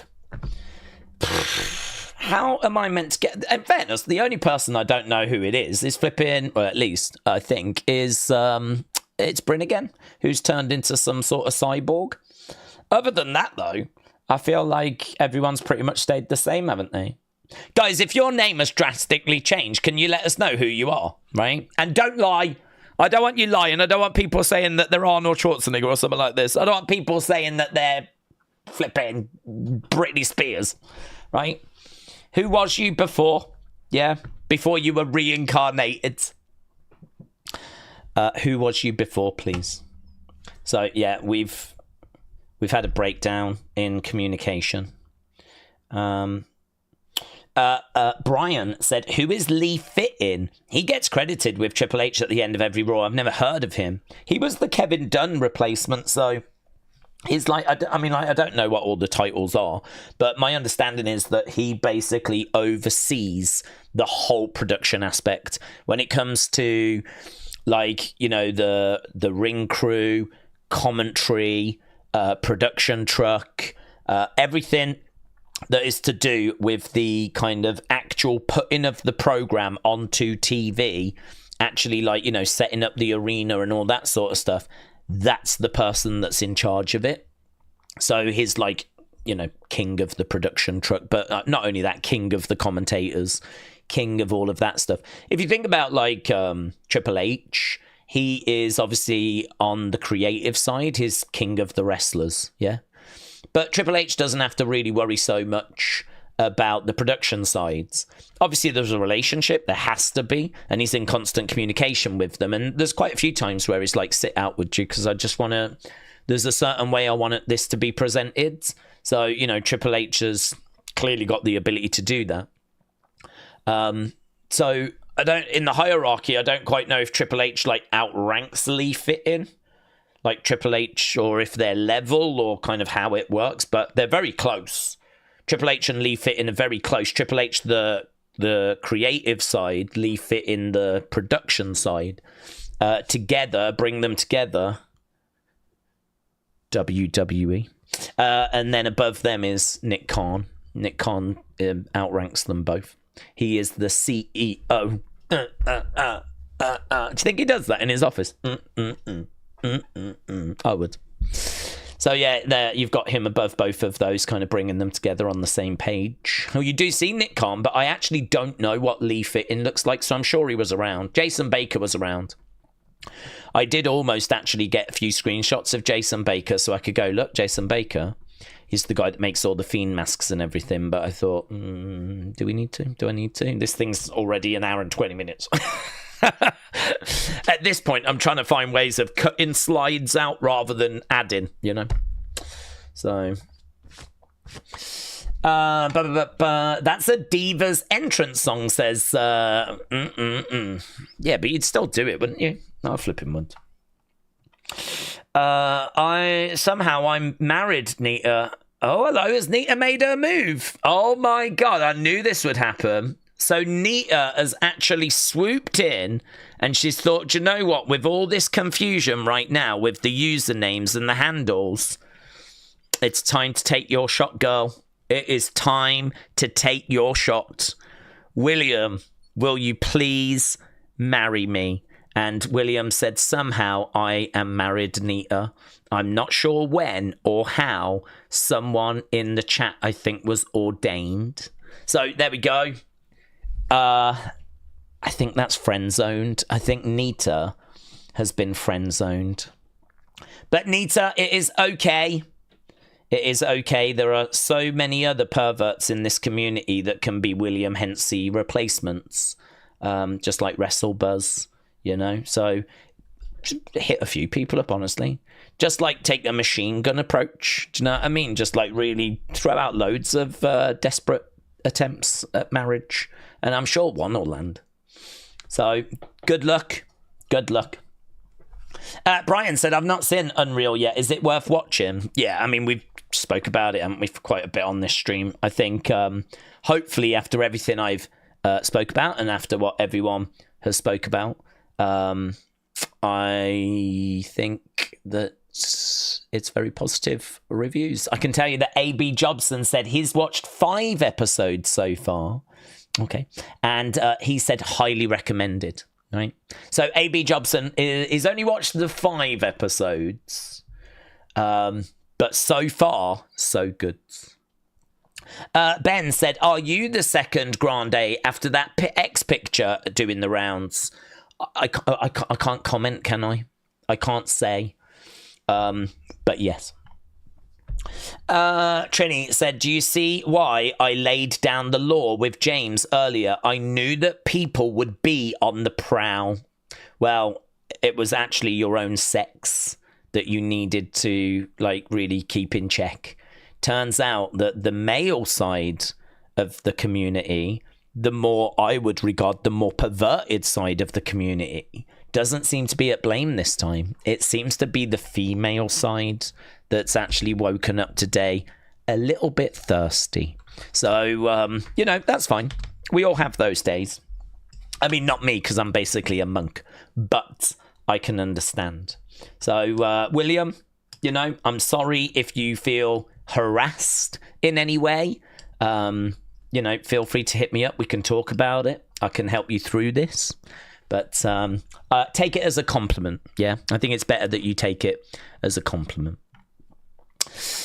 Reese said, hi, Wrestling Daze. Hi, Reese Brown, big head robot.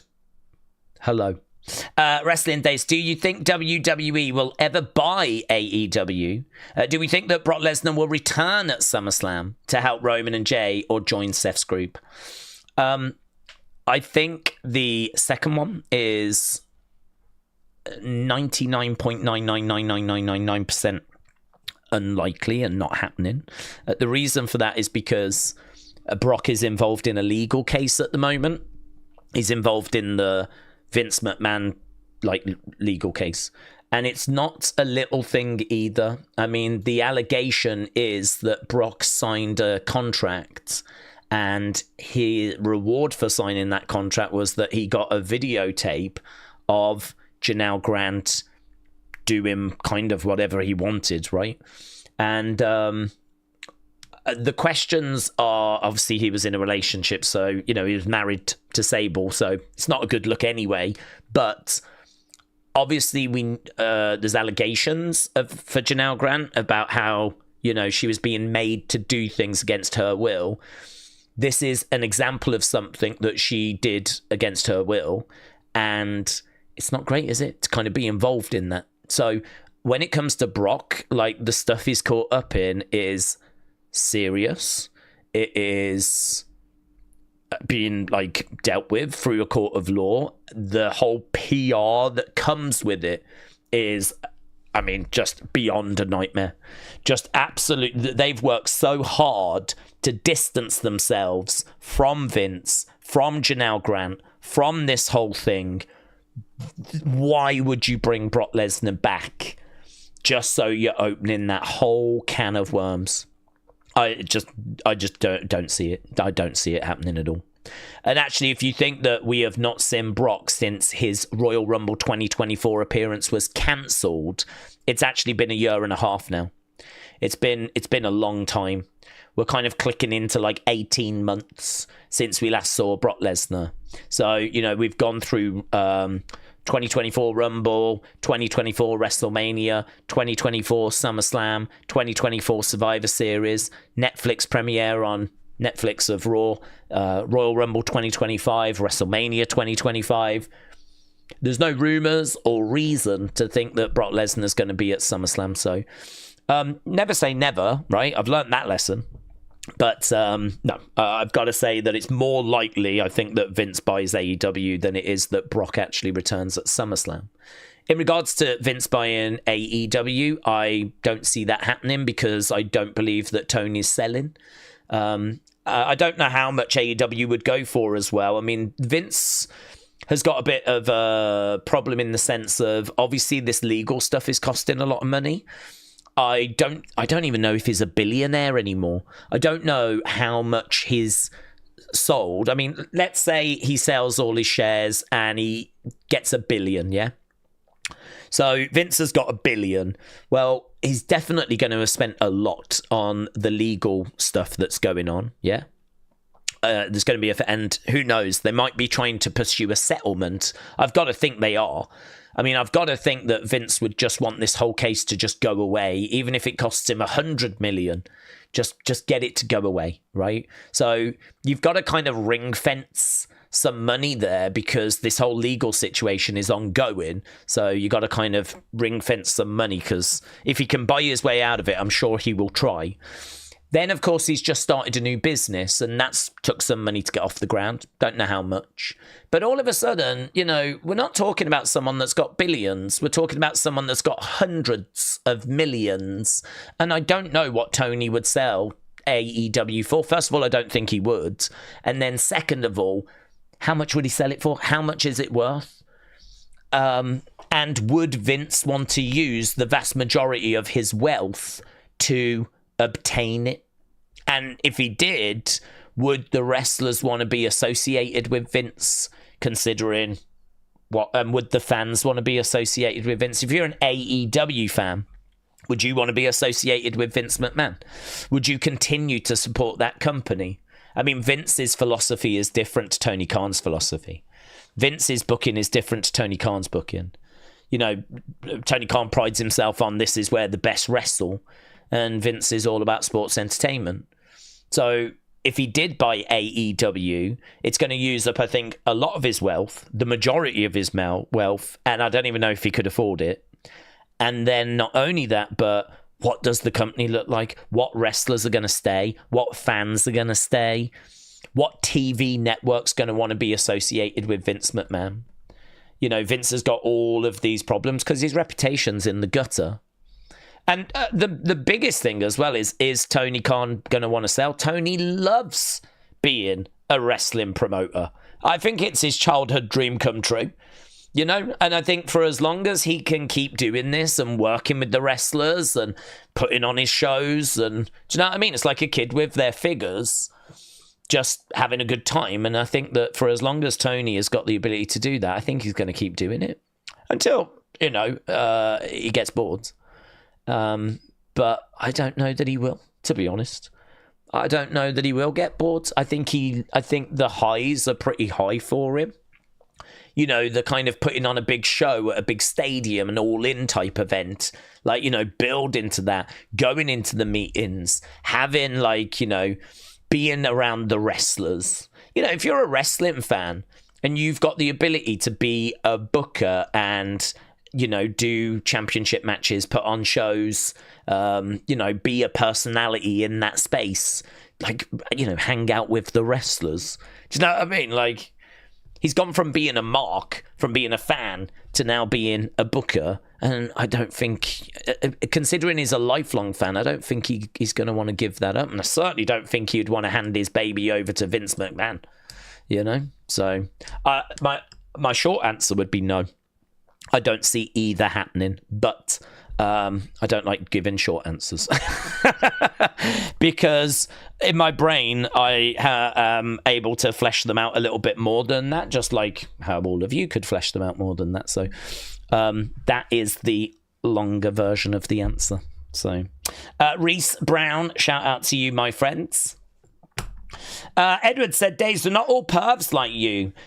I wasn't the one that hit on William. You're getting me confused with Nita Nitro. That wasn't me. Do you see The Rock showing up at SummerSlam, said Jamie? Well, that one's obviously more possible because Rock is on the board. He's on the TKO board. He was at Elimination Chamber. I think the only thing that's going to prevent him showing up is his schedule, and I don't know what that looks like. Word on the street is that he's not going to be there, but the streets might just not have any information, you know? It might be that he is going to be there and the streets just haven't heard about it. So that's why the streets are like, I don't know, not heard anything, you know? So they can't report anything. So I have nothing to go off. There are no rumours that he's going to be there. The only rumour is that no one's heard that he's going to be there. And so in my predictions video, I honestly would just be guessing if I said he would be there. So I've gone with I've gone with no. I've gone with I don't think it's going to go that way. But it absolutely could. I mean, it absolutely could. There is no major reason as to why he couldn't be there, as long as his schedule will allow it. If his schedule allows it, then yes, I think he'll be there. Because I think they're going to want to make amends, honestly. I think they're going to want to make amends for what went down at WrestleMania. I mean, even in WWE Unreal, as much as I enjoyed that show, they couldn't make Cody Cena look good at the end. I mean, even Triple H at the end was like, listen, the match did what it was meant to do.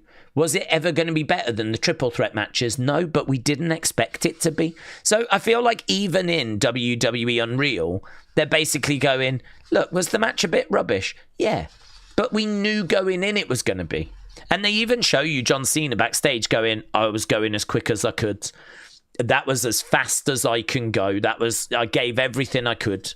I mean, in a way, it gives you not a newfound appreciation for the match, right? But at least you can kind of understand that John did everything he could. You know, John didn't come back and go, damn, man, I wish we could do that again. If we could do that again, like I would do this different, I'd do that different.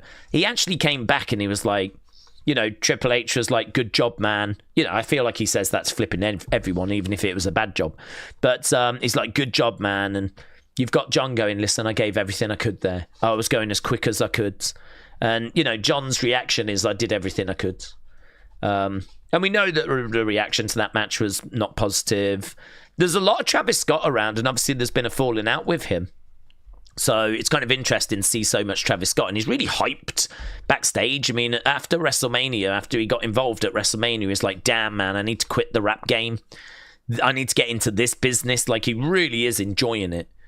I mean, the falling out must be... I'd love to know what the falling out was over. I'm sure Travis Scott will reveal it. I haven't heard as to what it was. My thoughts are that it's something to do with him not picking up how to actually wrestle quick enough, and his match being postponed or delayed or potentially like cancelled because he's just not up to standard. My guess is it's probably something based on that. But that's nothing more than a guess. But actually, the series shows like how excited Travis Scott is. I mean, it does make a difference. Still bonkers, the bit where they're talking about how they're planning Cena's heel turn, and Triple H is talking to Travis Scott before he speaks to John Cena. I mean, I just don't even believe that's true. But that is what they tell us. That is what they're saying. That is the claim that they're making. I don't believe them, but, you know. There we go. Right, I'm just cleaning my keyboard, by the way, because I just noticed it was a bit dirty, so, you know, a little bit of housekeeping. Right, we have got how many minutes? 3 minutes! Oh my god, guys, we haven't even spoke about the fact Santino's on tonight, and that's, like, really exciting, and I'm really excited. Chinny said, I think people forgot that Cena's almost 50. He's 48. He's been doing this 25 years. And he was doing that while doing a movie and doing Prosper, the movie, and WWE at the same time, says Trini. I hear you, Trini, but as someone that was critical of that match, it's I agree. But should your standards drop because of all of those factors? Do you know what I mean? Like, the main event of WrestleMania is the main event of WrestleMania. Surely the bar of expectation for what is clearly the biggest match of the year in WWE standards. If you ask anyone, right, 2027, what's going to be the biggest match? What would you expect the biggest match to be? I'm pretty sure people will be like, I don't know what the card is. If I'm guessing, whatever's going to main event night 2 of WrestleMania. Yeah, that would be my answer. So I feel like it's the biggest match of the year, and so the bar for it has to be up here. So if we've put John into a situation where he can't reach that level, then, I don't know, should we have done more shenanigans? Could we have booked it differently? You know, maybe it's not necessarily John's fault. Perhaps it's creative's fault that, you know, John can only get to there, the bar and expectation is there. How are you going to make that up? What are you going to do to make that difference? And they went, we're going to have Travis Scott come out, and we went, we didn't go, that's closed the gap. We actually went, no, that's worse. That's actually worse. You're further away now. Look at that. The gap's got bigger. You've actually gone down. So it's an interesting one, genuinely, because maybe for some people they would look at John and they'd be like, John's clearly can't work as well as, you know, he used to, so maybe the bar should come down. But I'm not willing to do that. The bar's there. You reach the bar or get out. Get out, old man. Get out, old man. Yeah? Cry about it. Don't let the door hit you on the way out. Right? There's the standard. There's the bar. You either reach it or get out. Right? Go to AEW. Right? I don't want your old ass in this company anymore if you're not up to standard. Yeah? Sink or swim. That's my approach. Those would be the words I'd be having with him. Yeah? I wouldn't be like, you've got this, John. John, you've got this. Yeah? Believe in yourself. Just go out there, enjoy it. I'd be like, no, you listen to me, old man. You get to that standard, right? This is the most important match of the year. Don't you embarrass me. What I'm saying is I'd take the Vince McMahon approach to motivation. Yeah? Stick. Nothing but stick. Hit them with the stick. And then when you've hit them with the stick, hit them some more. And then if they do good, give them the carrot. Oh, wow. Wow, we do open with a tribute to Hulk Hogan in NXT. I suppose that makes sense with Shawn there. Maybe we would have done it anyway. I actually wasn't expecting it.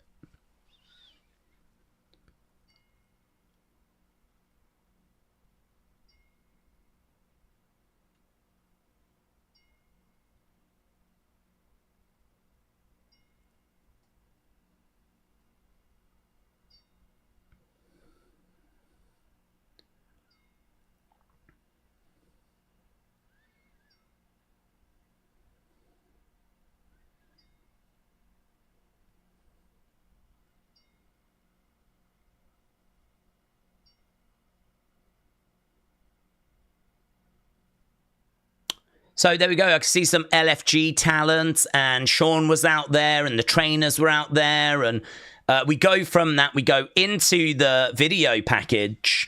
I mean, we'd just been talking a lot about WWE Unreal, which obviously dropped. So we were talking about that. The kind of Hogan tribute just kind of caught me off guard for a second there, but beautifully observed.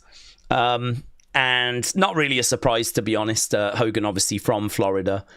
Both of his beat shops were there. He was kind of came through Florida, I believe, at first. Lived in the Tampa area, and I think if any crowd was going to observe it, well, it'd be that crowd. But you got to say credit to the Raw crowd, the SmackDown crowd. I mean, it's been beautifully observed on both Raw and SmackDown as well. So, yeah, there we go. NXT opens with a 10-bell salute.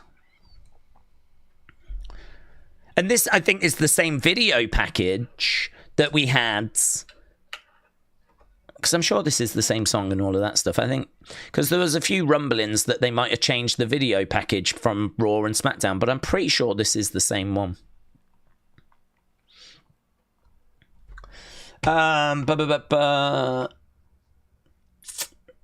By all means, have rappers write themes and be in the audience for their favourite wrestlers' gear on. But in ring, F no, says Leanne Eris.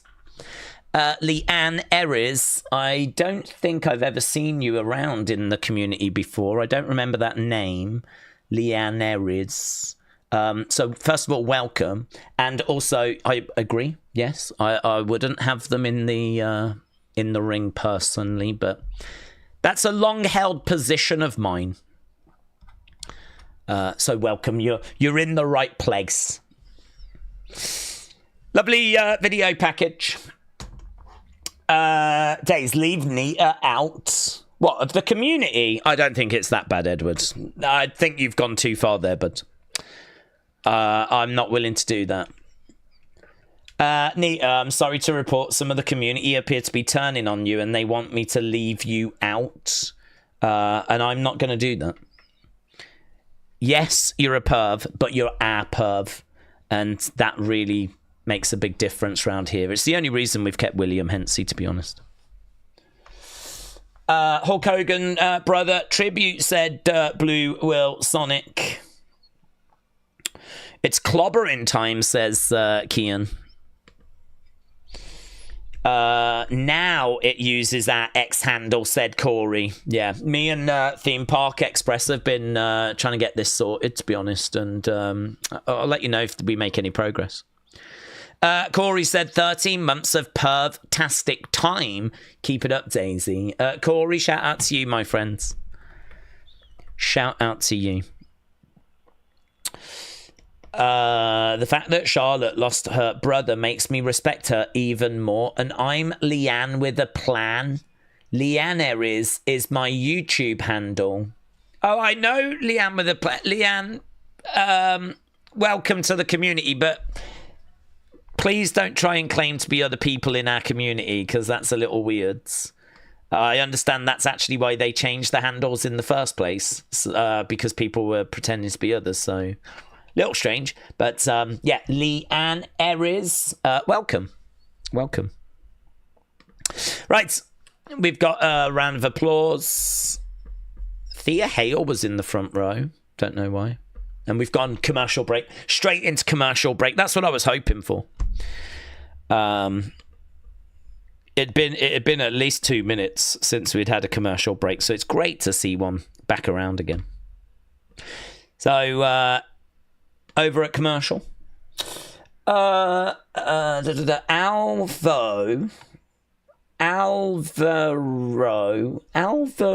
Espino. Alvaro said, hey, do you think that Seth is going to return at SummerSlam and cash in his briefcase? Okay, so in regards to that, Dave Meltzer has reported that that was the plan. And obviously, if you think it through, like, I can totally see Seth doing that because he hates CM Punk, and he said repeatedly that he doesn't want CM Punk to win a title. So this could be a master plan to catch everyone off guard. So who was it? Someone said that they didn't understand. They didn't see it because what's the point in doing a cash-in as a surprise when a cash-in is a surprise anyway? Someone said that. I can't remember who said that. It was someone on the roster. Someone was like, I don't get it, because if you cash in, you choose a moment that's in your benefit, don't you? Like both guys are down or someone's just won and they're absolutely broken.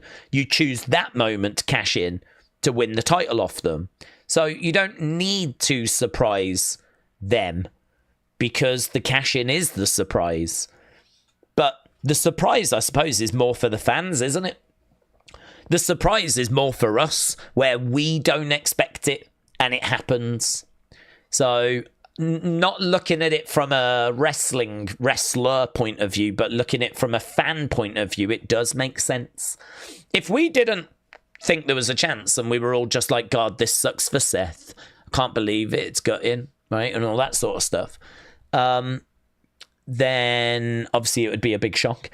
I think there is a chance. I have predicted that it's going to happen. And I'm basing that on Wrestling Observer saying that it is the plan, and they've heard it's the plan. But also on the fact that, yeah, I mean, it does make sense. It was a little theory that had been kind of circulating anyway. And I was really torn as to whether this was a work or not. My first reaction when I saw the injury was it was a work. But then when they finished the match and Seth lost, I was like, oh, maybe it's not. Maybe it's real. And so then I found myself very confused. But yeah, I think now I've kind of come back to it being a work again. But ask me again after SummerSlam if he hasn't cashed in how I feel. Because my mind might change again after that.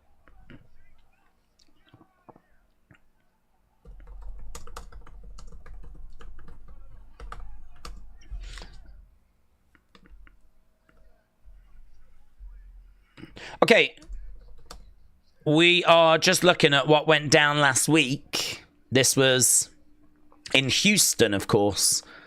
We're back at the Performance Center now. Zach said, my dad was at WrestleMania 3, Andre and Hogan. Pff, mate, that's really cool. That's really cool. I think it's a genuine badge of honor to say that you was at that show. If you can say you was at that show. There's quite a few shows, actually, that if you can say you was there. You know, if you were like, I was there for the Montreal Screwjob, like, I think that's huge. If you can say I was there at WrestleMania 1, or I was there for WrestleMania 17, which is often regarded as the best PLE, you know? But, I mean, like, WrestleMania 3 is right up there, honestly, for, like, shows you would love to be at. Iconic WWE shows.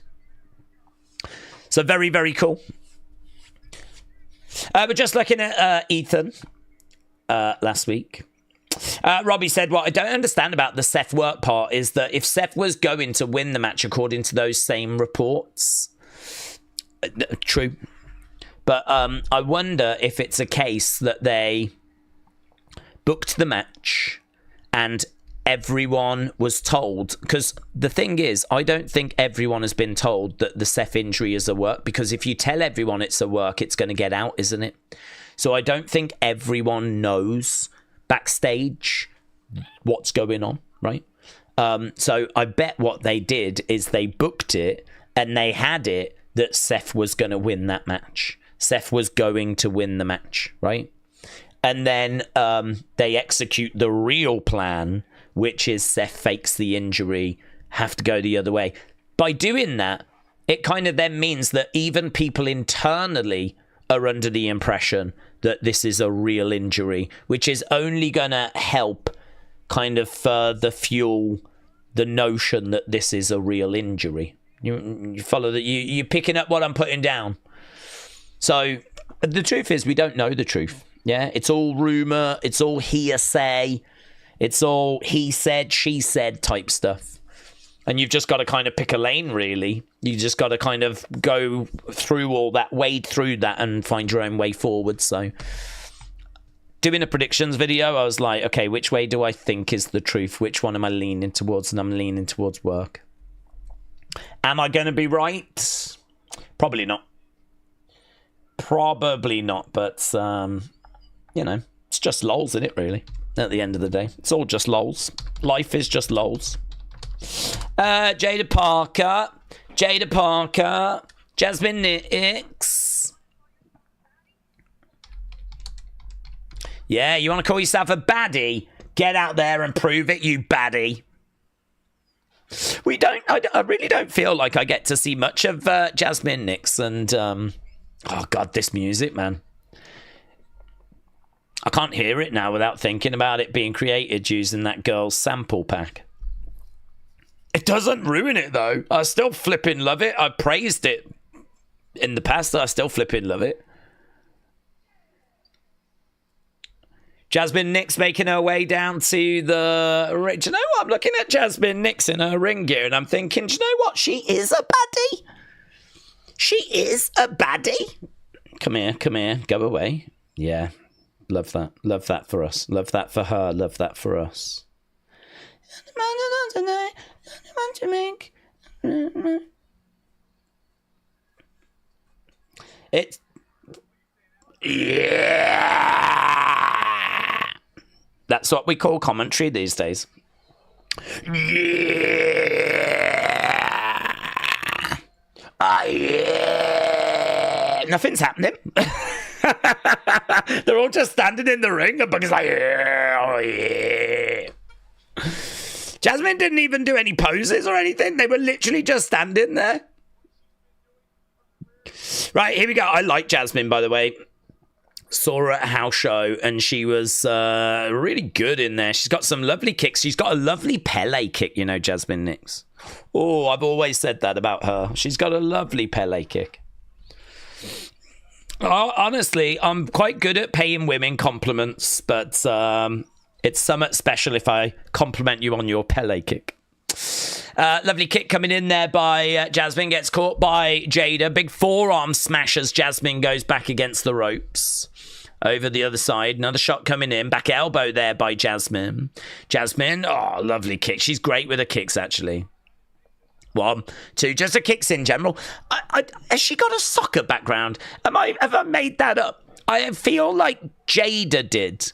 But I don't know about Jazmyn. I don't know what Jazmyn's background is. Oh, Jazmyn planted down. Against the ropes. Going out. Oh, lovely. Straight over. Going for the cover. Kick out there. We got JC2 belts on the outside with Fallon. I hate Booker on commentary, said Thesp. Fatal Influence feel like the current face of NXT, said Wrestle with Andy. Do you know, they've done brilliant with, JC in particular, and I'm really hoping that Jazmyn looks good here. I mean, I don't expect her to win against Jaida. The experience between these two is obviously, you know, completely different, but it'd be good if Jazmyn could look good there, nice. The ladies are taking over, says Booker. Jazmyn smashing Jaida down. And again. Grabbing her by the hair and one more for the road. The baddie. The hottie Piscotti. I don't know what a hottie Piscotti is, but well, there we go. Look at that. Lovely bridge. That's a bit like Yeah, it's a lovely submission.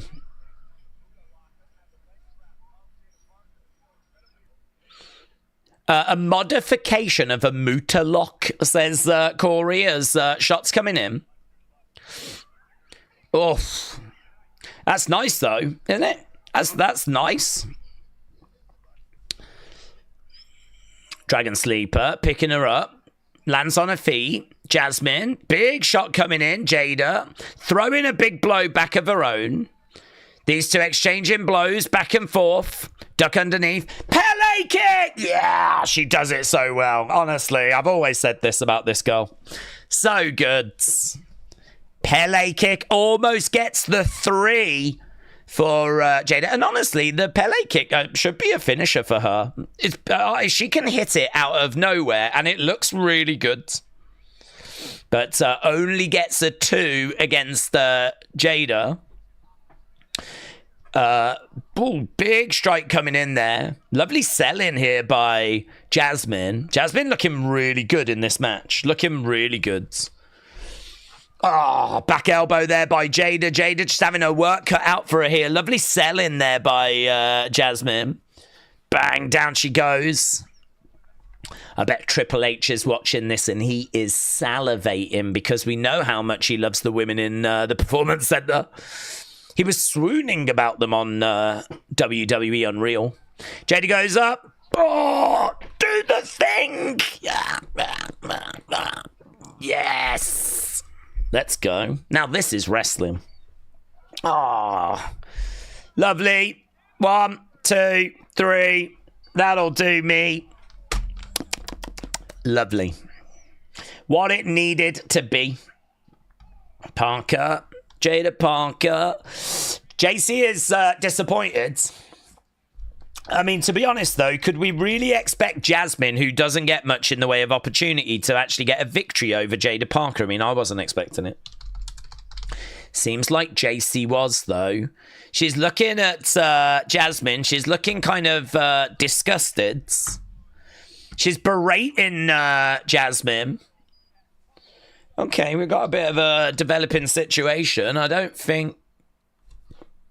think she just yelled, "You suck," to Jazmyn Nix. Here's Javon. There's Shiloh. Javon bumping into High Rise.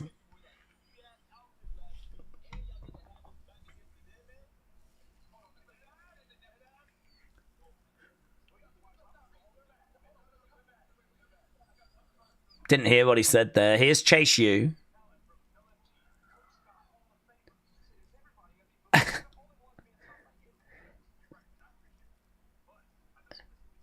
He turns his hat to the side and Uriah turns it back again. I want Javon to turn it to the side again.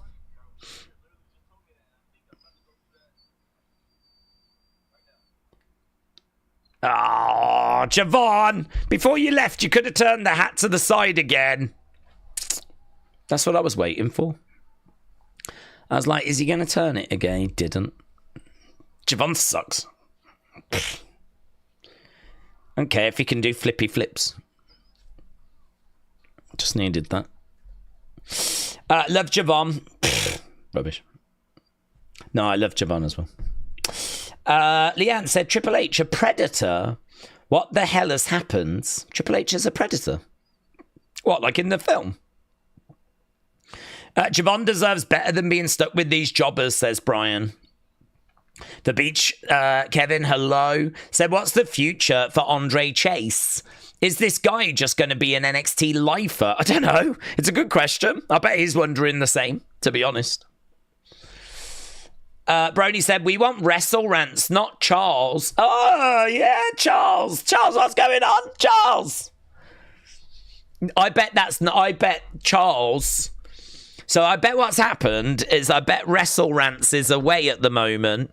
And Charles has been like, well, I can't see Wrestle Rants. So what I'm going to do is I'm going to steal the way they normally post messages. You know, we're putting the fire emojis in so we all notice it a bit more.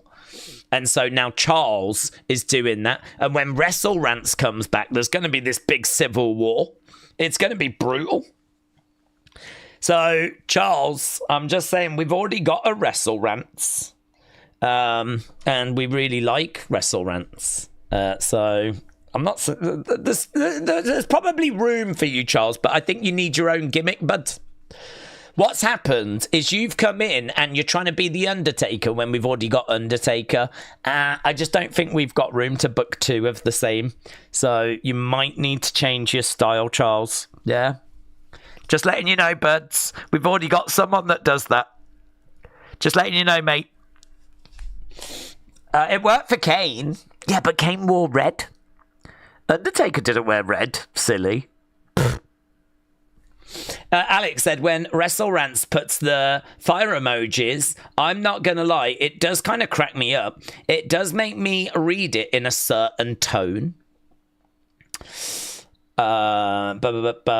Thomas, shout out to you. We're at commercial break, by the way, my friends.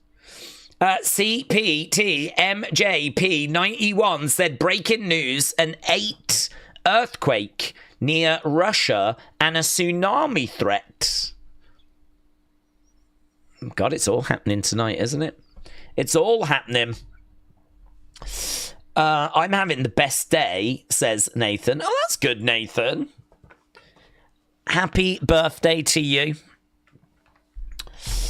Commercial Time said, Thomas, yes. Russia says 53 locusts, yes. Happy birthday, Nathan, said Dr. Luchalala. Actually, do you know what? I don't even know what's happening in the world. I'm going to have a look at the BBC website and not the dirty one. What's this? UK gets its first female astronomer royal in 350 years. What? Oh, God. These blooming women getting everywhere. Oh, God. It's I don't recognise this world anymore. Now we've got an I don't even know what an astronomer royal is, but I'm absolutely horrified. First female to be in that position in 350 years. Oh, my God. It's equality gone mad. So that's the top story. What else have we got? Why plane turbulence is really becoming more frequent and more severe. Well, that's actually quite interesting. I might check that out. And other political things that I can't be bothered to read. Right, LJN is back. Pre-order yours now. Available at Target. Yeah. That figure, the pre-order's sold out for that Hogan. You can't get it anymore, so good luck. Good luck trying to pre-order that, you boomers. You missed the boat. Hulk Hogan's LJN. Pre-order yours now. I want to see if... I'm going to have a look. Hulk Hogan LJN, if I put that in. There it is.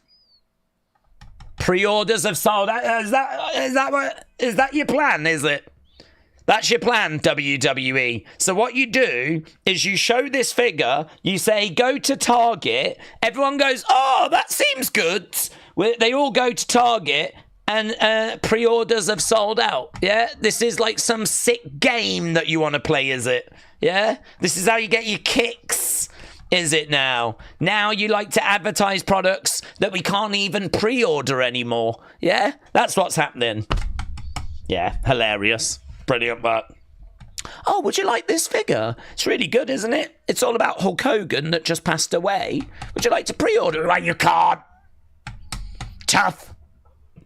No figure for you.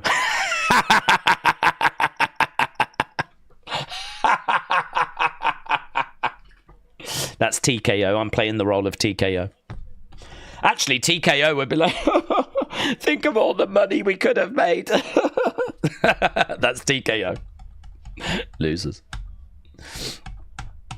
Okay, Javon's come out and he's saying words. I'm going to find out what these words are. Solo Dolo. Dun, dun, dun, dun, dun, dun, dun, dun, dun, dun. Trick Williams, Trick Willie. Trick. What? Very, very. Vroom, vroom. The biggest dog has finally arrived. Trick Williams making his way out. I'm going to get the scores for Jaida Jazmyn.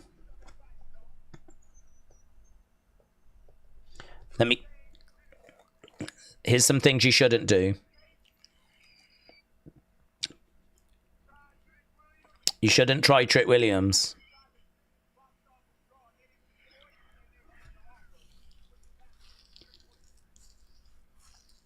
Okay. So obviously last week we know that Javon was given the advice by Undertaker, go after the biggest dog in the yard. Mind your business whilst grown folk are talking. Slow down, bro. Slow down.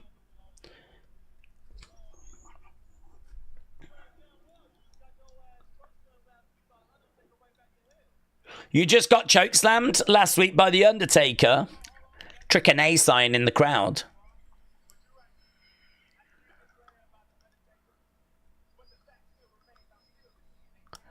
I'm still the TNA champ, says Trick.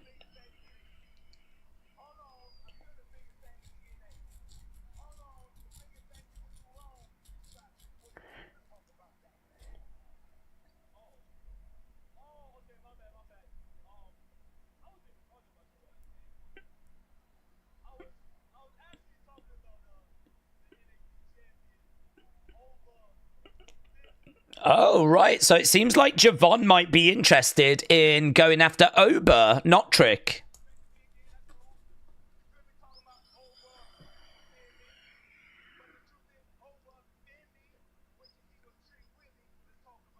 Oba Femi wishes he was Trick Willie. Let's talk about that.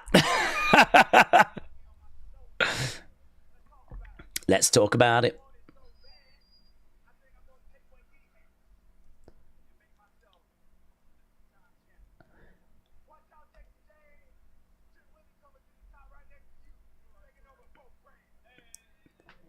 So Trick Williams is like, watch out, JC Jane. Trick Willie's coming to take over both brands as well.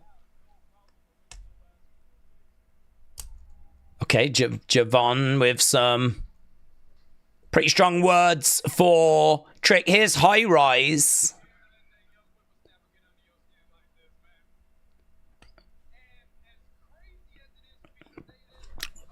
Javon, you're right, dog.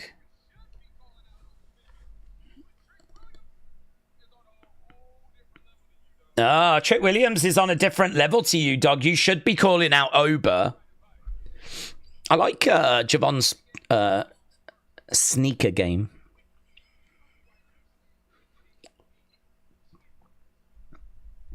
I like Trick. Is a great heel, said 53 Locus. Oba Femi needs to be on the main roster after Mania 42, said Brian. Michael, shout out to you. Charles said, I really don't know why my tag reads that. Strange. It's not that strange, but it's because that's your name. I don't think it's some kind of like great mystery.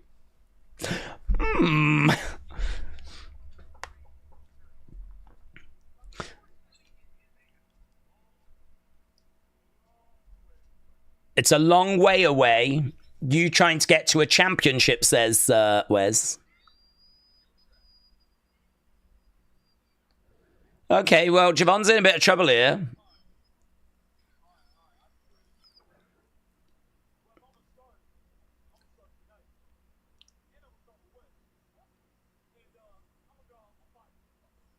He said, if I'm going to start tonight, and I'm going to start with Wes. And Wes is like, what? And then he just nails him.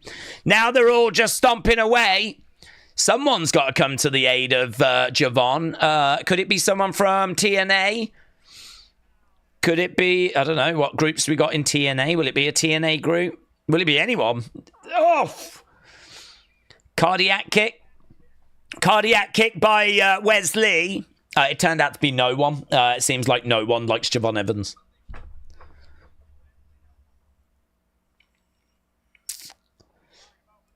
Well, there we go. Javon is down. So Undertaker gave Javon advice. Go out there, call out the big dog.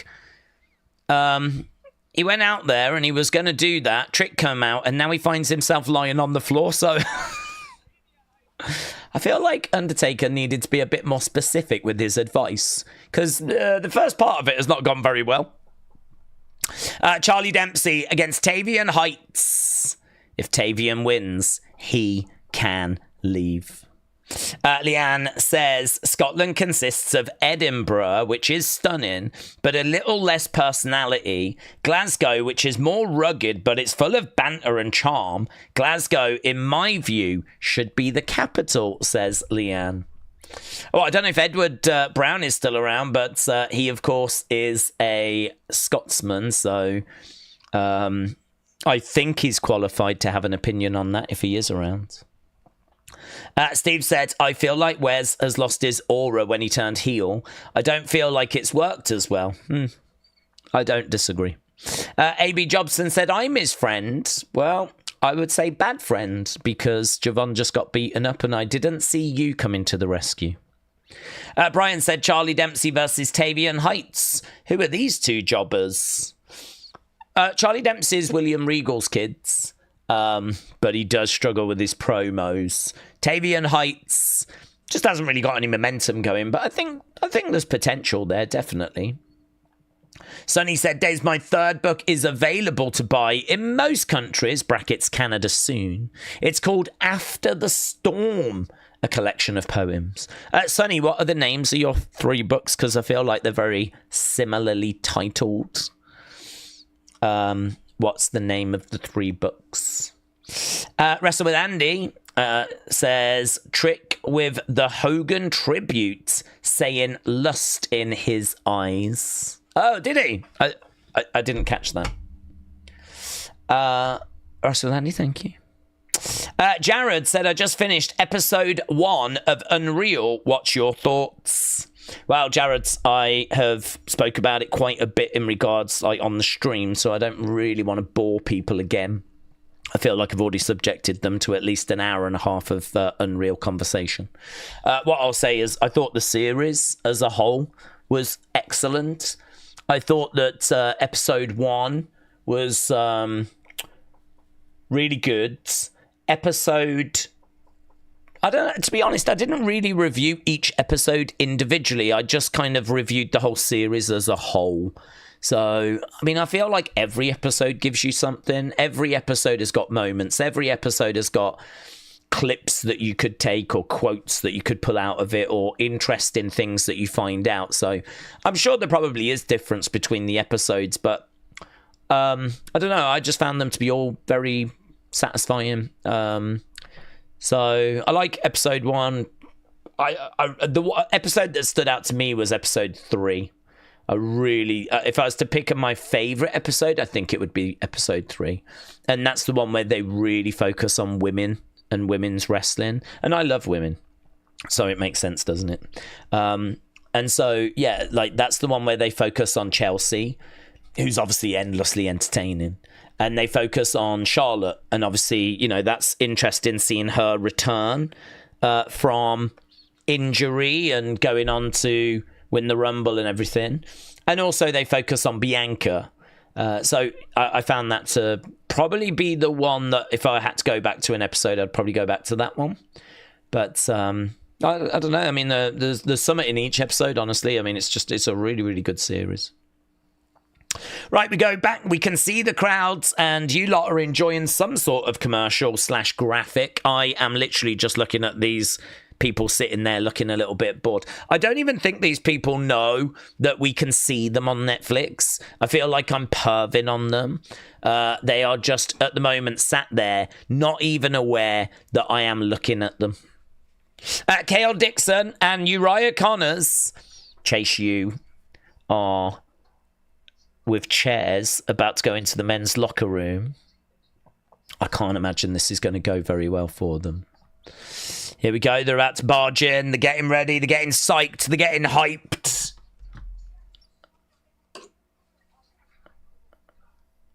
Okay. Here we go. Opening up the door. There's Hank and Tank.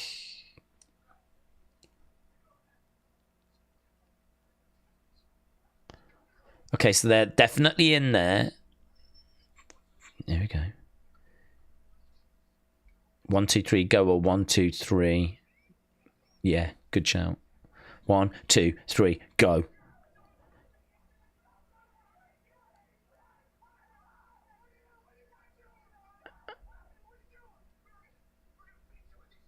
We're going to beat you with these chairs.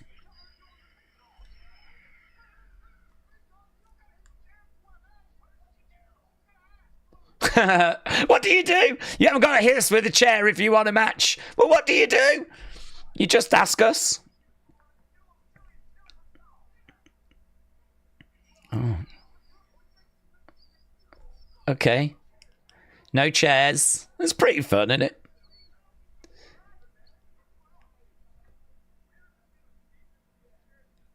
We were going to beat them with these chairs.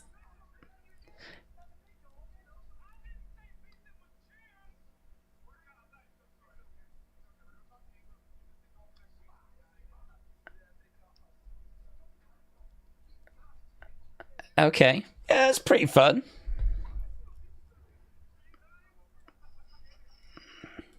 I think you could maybe do a series of that where they try to do things they think is right, but it's just a little bit off. Daze, the names in my 3 books are The Thoughts Within, The Soul Within, and After the Storm. Well, Sonny, I wish you all the very best with your new book. Bluebell Sonic said, getting confused. Where's the confusion? What's happening?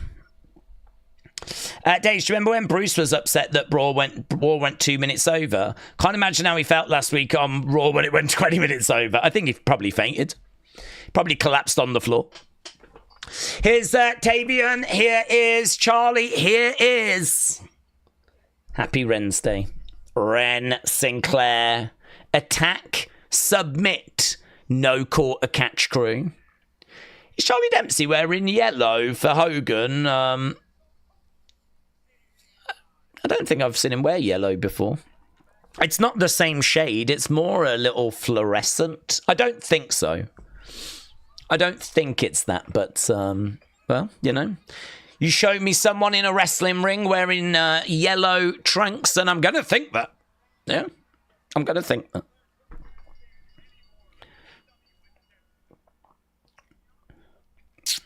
So, we've got Charlie Dempsey against Tavian. If Charlie wins... So if Charlie wins, Tavian has to stay, and he has to smile as well. Yeah, he's got to smile. But if Tavian wins, he's out of there. Now, we've already done Charlie against Tavian. We've already done this match. And actually, Charlie got the victory.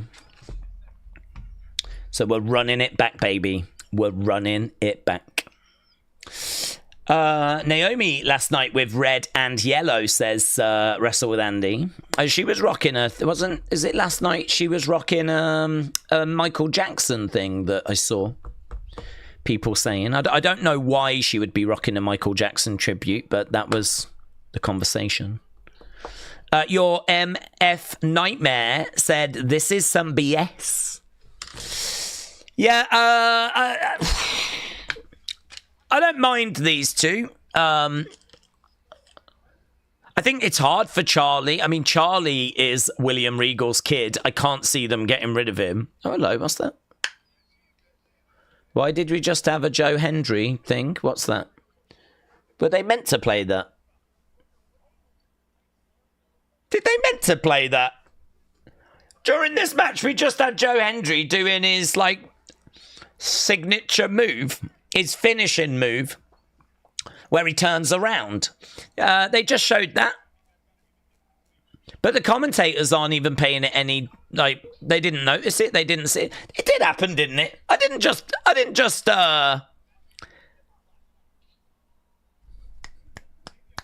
dream that, did I?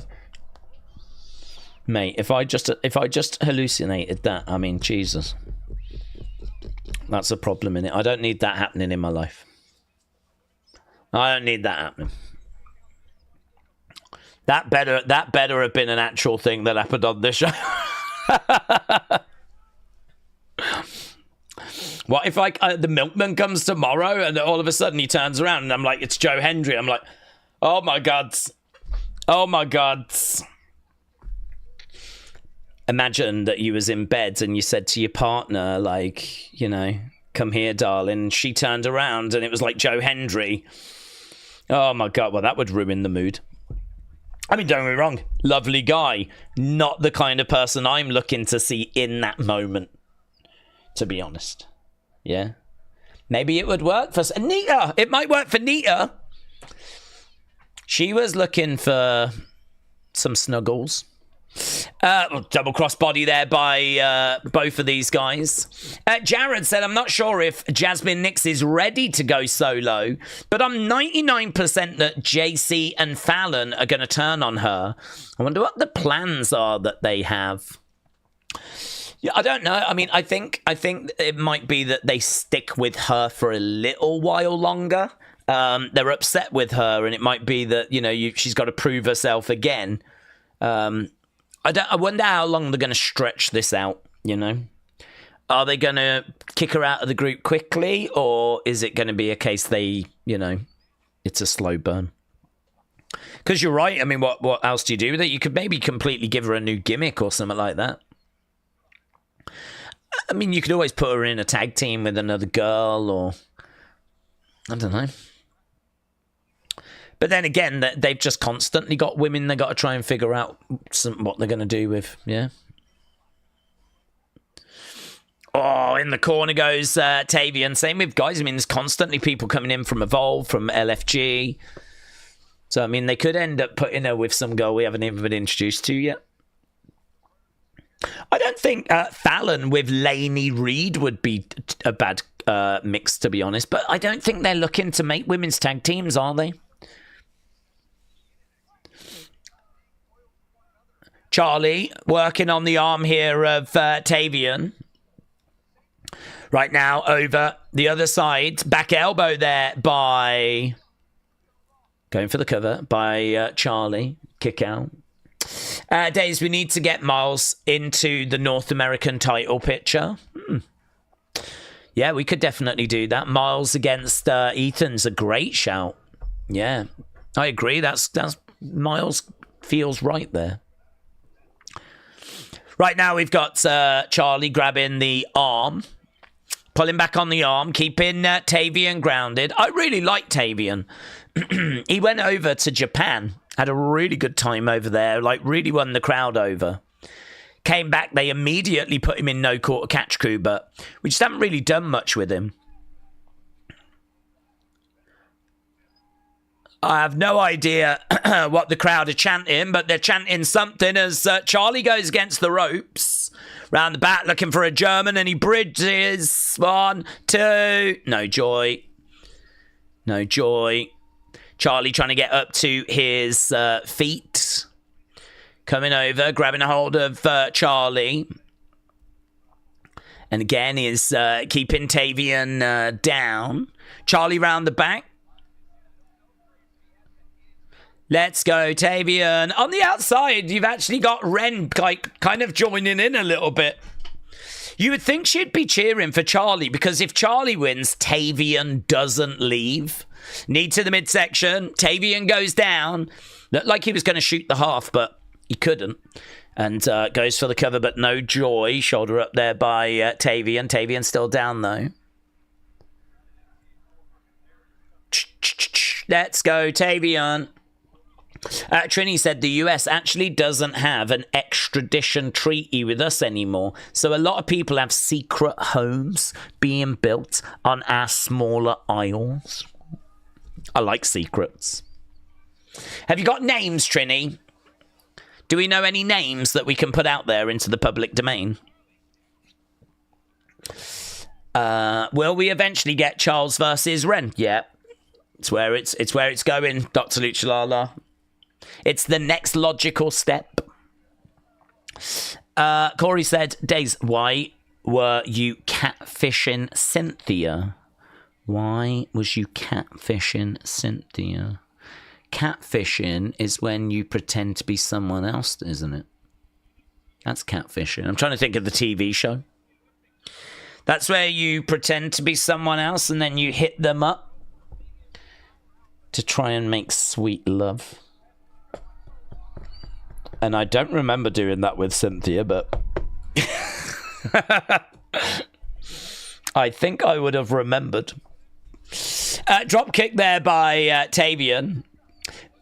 But if she said it's happened, who am I to disagree? Tavian back in the corner as Charlie rolls to the outside. Tavian all fired up. Oh, okay, I think we were at commercial break and that's why it was like really slow. James said War Raiders have just been announced for Josh Barnett's Bloodsports. Thank you, James Chadwick 1987. Right now we've got Tavian. He's getting pushed as Charlie on the outsides. Ren over by the barricades. Goes into the ring steps. Tavian goes down. Charlie Dempsey having a word. Ren Sinclair on the outside. She's like, what the hell, bro? Why are ring steps being used? This isn't what we're about. And it's true, man. Charlie Dempsey, no matter what. Win at every cost. And right now, look at that single leg. Single leg Boston Crab. Being applied by Charlie Dempsey. Yeah. You're going to stay in this group, Tavian, even if it means we're going to have to rip that leg off. You're staying. Right now, again, working on that leg, turning it over. Look at that. Yeah, you can really feel... Throw in the towel, yes! She did this before, didn't she? She's looking for the towel, but she can't even see it. Ren on the outside really doesn't know what to do. If there was a towel there, she would throw it. Tavian, though, coming back. This match has got goods. Guys, tell your neighbours. This match has got goods. Right now, we've got... inside cradle, kick out. Coming up, duck underneath, against the ropes. Boom! Big clothesline. Down goes Charlie. Charlie's up. Swinging around. Tavian plants him down. Tavian going over the other side against the rope. I did wonder there if Charlie was going to trip him, you know. I did wonder if, Ren was going to trip him. She didn't. Oh! Going for, like an AA that we had there as Charlie Dempsey is down. Daze, I don't want to sound negative, but I just can't see Charlie connecting with the main roster. Well, that is going to be the challenge. It's not negative. I think it's a valid concern. Oh my God. 1, 2, Tavian wins. Belly to belly, he's out. Yay! Freedom! Tavian. Oh my God. Ren and Charlie, that's all that's left of the NQCC. Yeah? It's basically just a couple. It's nothing more than a mixed tag team. Well, what's Ren gonna do now? Tavian defeats Charlie. Charlie shakes him by the hand. Surely Charlie's got to be gutted. He's lost to Miles. Now he's lost to Tavian. His group's falling apart. Ren. What next for Tavian? What next for the NQCC?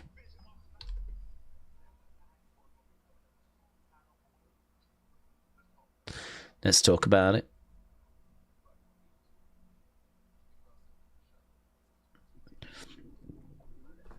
Okay, let's get the poll up, shall we? See what Santino trick and A.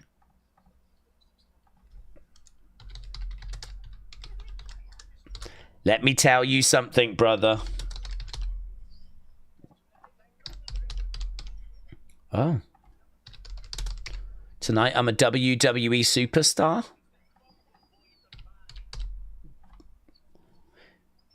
Bumhole boy. Santino, not messing around, saying to Trick, that's coming home. Don't get too comfortable. That's coming home soon. There is Boobs Monroe.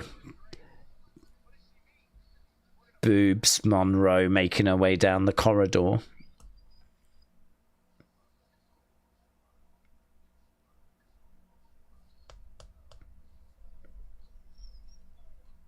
There's some good jams around NXT. This is a good jam.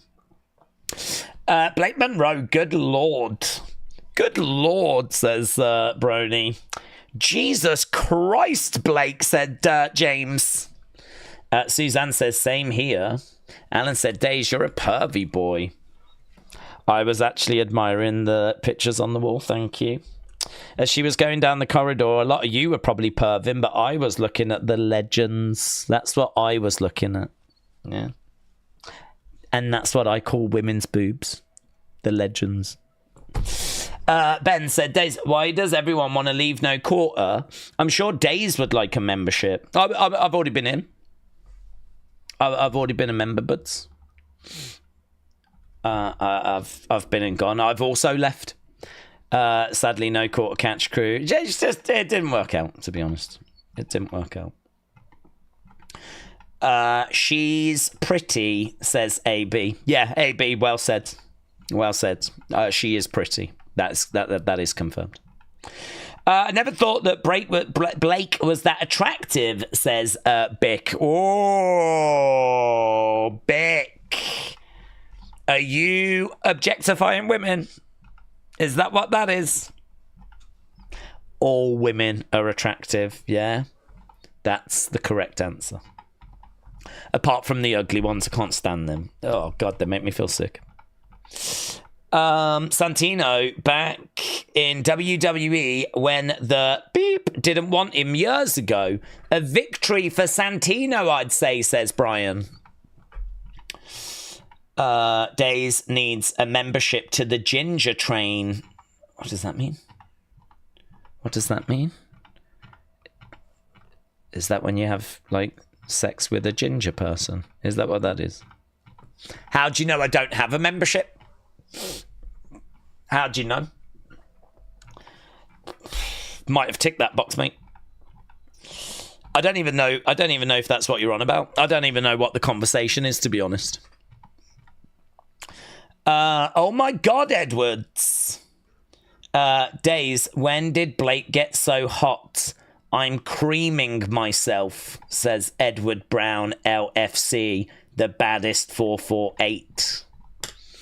Well, Edward, thank you for that glimpse into your world right now. I say that on behalf of the community.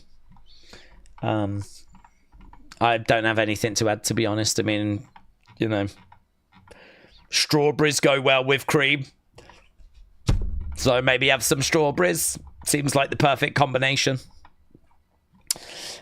Days, we are almost 30 minutes from Carmen Live showing up. Well, will it be Carmen Live? Will it be Carmen Live?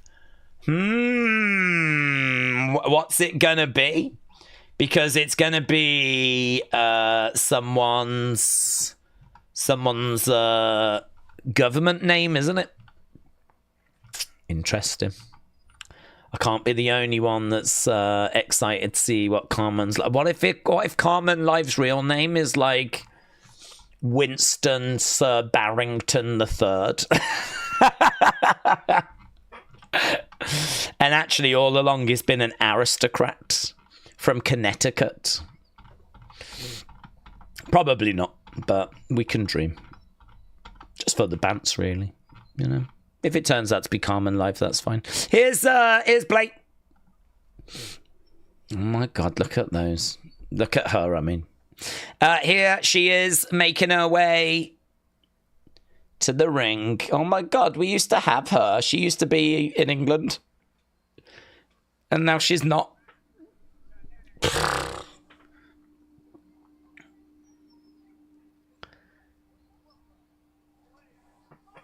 Blake Monroe.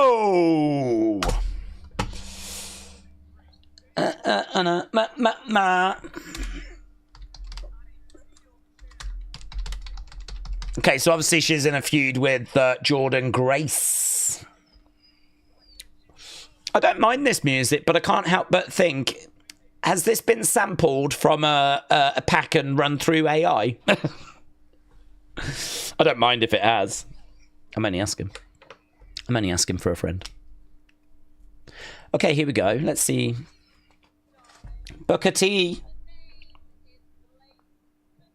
Blake.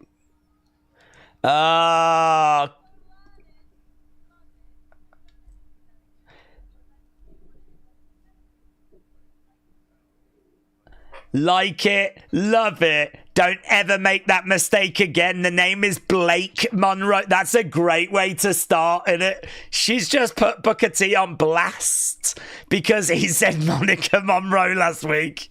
You can see him in the background like...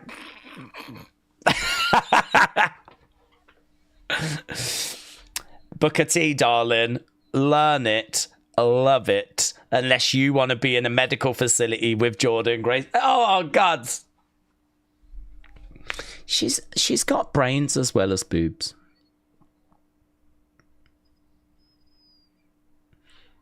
Oh, wow. Look at that. Jordan Grace when she was an extra.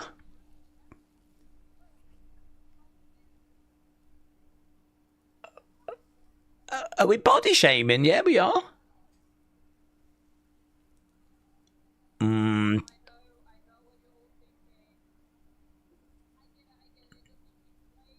I don't know that this is the direction, man.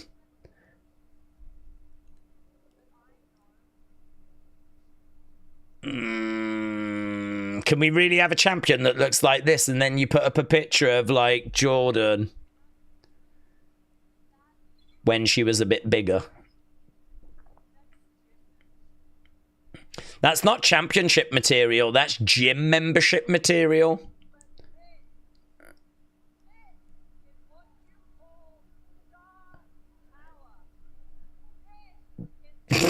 Look at some of the... I tell you what, the guys have got on their feet and they're like, yeah, yeah. It's guys, they're standing up.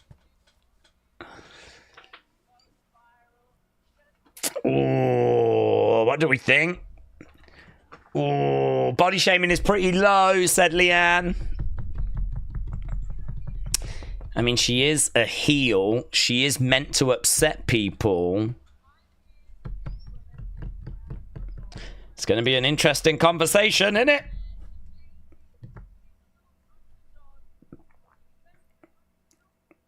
They had to know, didn't they? Oh, is this Lola?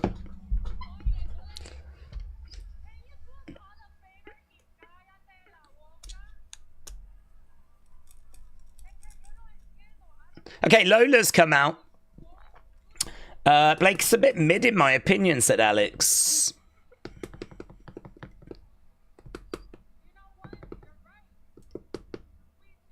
Lola, Lola, Lola. We do have the deepest women's division, and you're not going to be champ of it.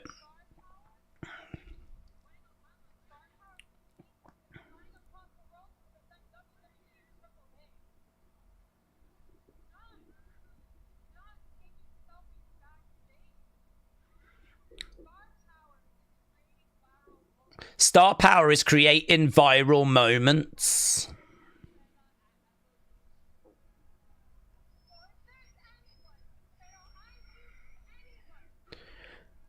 Boom. Okay, we're bringing out Miss Parker again.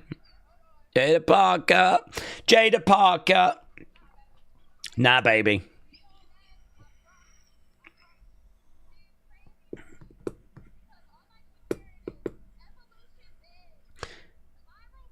Evolution this, viral moment that. So we got Blake Monroe, we got Jada Parker, we got Lola Vice. I don't need no Bella twin.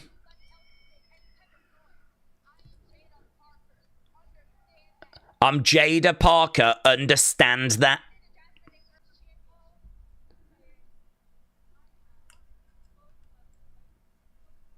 Okay, Blake said I had so much hope for the both of you. Oh my God, we're bringing someone else out now. Jordan Grace. Blake's having a look around. She can't see her. Oh, it was Kalani.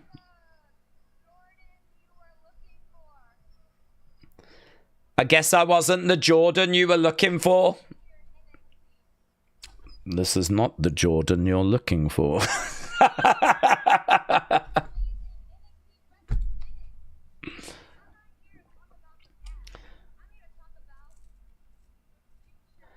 I'm not here to talk about the past. I'm here to talk about the future. Okay.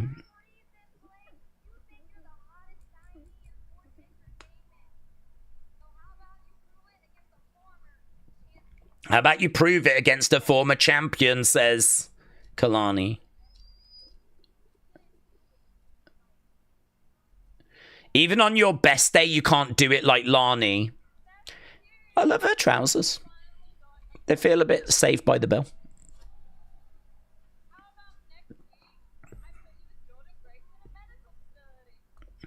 Oh, headbutt there by Blake Monroe.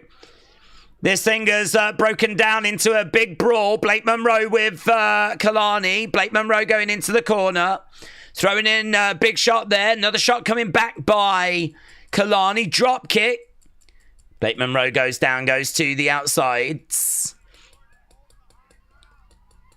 Jaida is on the outside. Blake Monroe grabbing a hold of Jaida Parker. She was like trying to use her to find a way of getting back up to her feet. We got Lola, we got Kalani in the ring. Is this going to build to a tag match? There's Izzy, there's Tatum.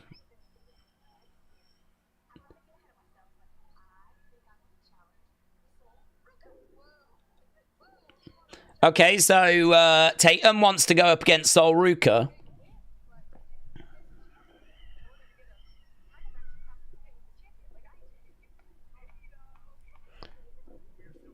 Here's Sean Spears. Oh, yeah, we did do that, didn't we, with the lights out? And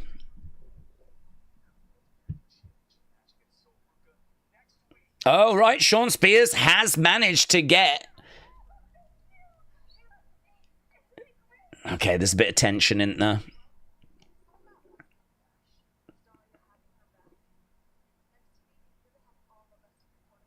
Next week, we're all going to be in your corner. Are we going to put the belt onto Tatum?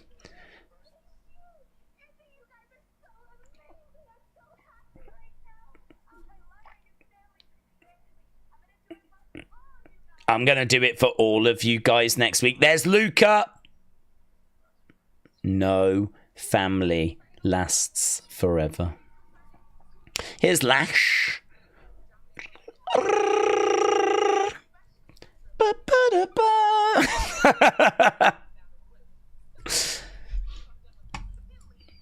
Okay. Okay, we're going commercial break. I feel like I needed a commercial break. That was a long talking segment. And I don't even know if it was a good talking segment. You know, it was what it was. I couldn't get past the body shaming, honestly. I probably should get past the body shaming. But in my mind, I was like, man, in this day and age, I just don't know how that's going to land. I just don't know how that's going to go. It's quite a bold decision choice, isn't it, to kind of choose to go in that direction. So, yeah, I was kind of thinking about that, and then we just kept bringing different women out, and they kept saying different words. And I was trying to listen to those words. So that segment was... I mean, it happened. It definitely happened. And I don't know where it's going. I don't know if it's leading to a tag match or kind of where it's going. We're just trying to find a way of showcasing the women, aren't we? Daze, I'm going to be right back, said Blue Will Sonic. Well, Blue Will Sonic, thank you. Thank you. Daze, was that signed off about Jordan? Oh, I don't know. I don't know. I mean, I would imagine so. I don't think they would necessarily make those comments without just running it past her first. I mean, she's not that person anymore. Obviously, she's lost a lot of weight. She's got into phenomenal shape. Yeah, I don't know. I feel like there's going to be a lot of people that are struggling with their own body issues at home that are watching that. It's a real difficult one because on the one hand, you kind of go, she's a heel and she needs to get heat. And there's lots of different ways of getting heat. There's good ways of getting heat and there's bad ways of getting heat. I would say body shaming is a bad way because I think that people watching at home might be getting bullied because of their image and, you know, their weight. And wrestling is a bit of an escape for them. And I don't know that you kind of need... Do you know what I mean? You're sort of saying that anyone that's like that size, you know, should be, you know, ashamed and they need to get a gym membership. But then, you know, wrestling has done a lot of that in the past. It's done a lot of that in the past. But again, you know, this is a different generation. And, you know, we're kind of a bit more aware of mental health challenges and stuff like that. I don't know, man. I don't know. I'm really torn on it. I don't know. The body shaming was a bit shocking to hear. Talk and promos like from MJF. I expect it from MJF, not WWE. Said, Wrestle Rants, there you are. Wrestle Rants, you won't believe what was happening, bud. There was someone in this community, and Charles, if you're still around, bud, no shade, because you saw an opportunity and you went for it, and I respect that. But we had someone that was doing your exact, you know, the fire. I don't know if you've ever noticed. Wrestle Rants, I don't know if you've noticed. But when you do a message, I don't know if it's like a default thing on your computer, but like it always puts a flame at the beginning and at the end of the message. It doesn't do it for anyone else. No, it doesn't, like, no one else does it, but it does it for yours. And we had Charles in that was kind of copying that.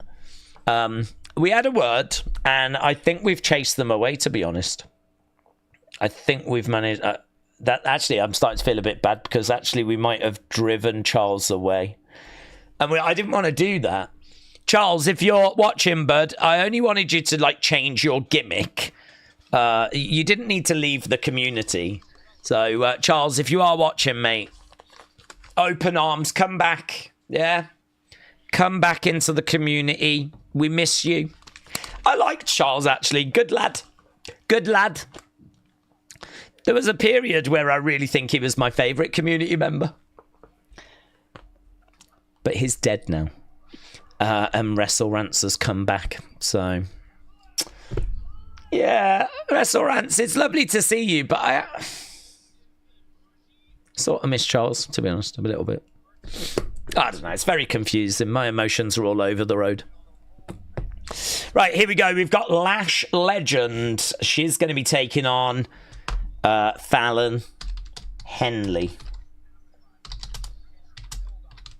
Surely Fallon loses. Surely both of these girls are going to be letdowns. And I think they really like Lash Legend, don't they? So I think they're going to want to keep going with Lash. Right, Fallon against the ropes. Nathan said, I've had body issues for a year because of my cerebral palsy. I was shocked. But they brought it up being Miles being deaf last week as well. Yeah. I mean, to kind of put a bit of a bow on it, I'm not offended that they did that. I've seen much worse things throughout my time watching wrestling. I understand this is a different time period. I'm surprised they did it. And I'm interested to see what the reaction to it would be. Look, he's back again. Turn around, man. Joe, Hendry, and the commentators are not talking about it. That's really weird, isn't it? Like that they're pretending to not see it. I wonder what that's setting up. Is it like, are we trying to make out that he's broke into the production truck or something? Oh, right now, Fallon is getting smashed into the ring ropes. Bang, bang, bang, bang, bang, bang. Why are they flashing Joe Hendry? I don't know. I'm just pleased it's not Joe Hendry that's flashing, to be honest. I would rather they flash up Joe Hendry and not Joe Hendry flash, if I get to choose.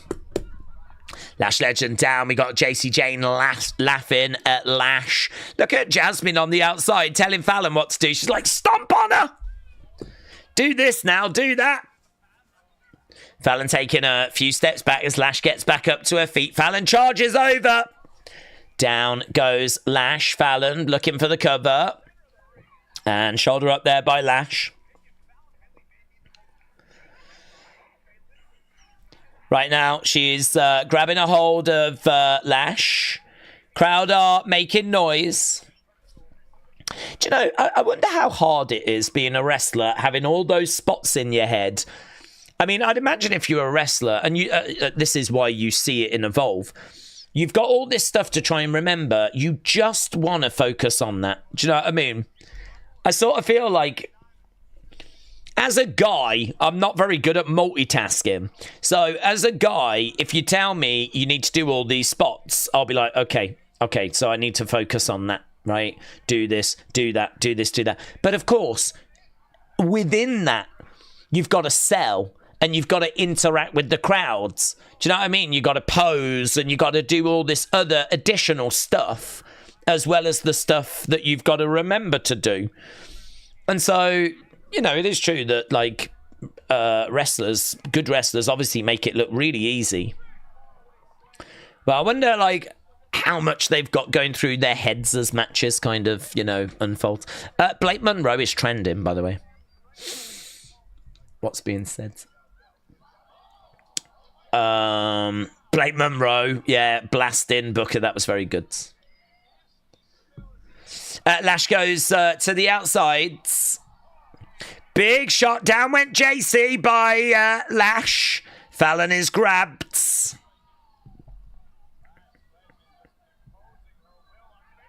Duck underneath. JC. Oh, big boot. Big boot. From behind. Is that Nia? Is that Nia?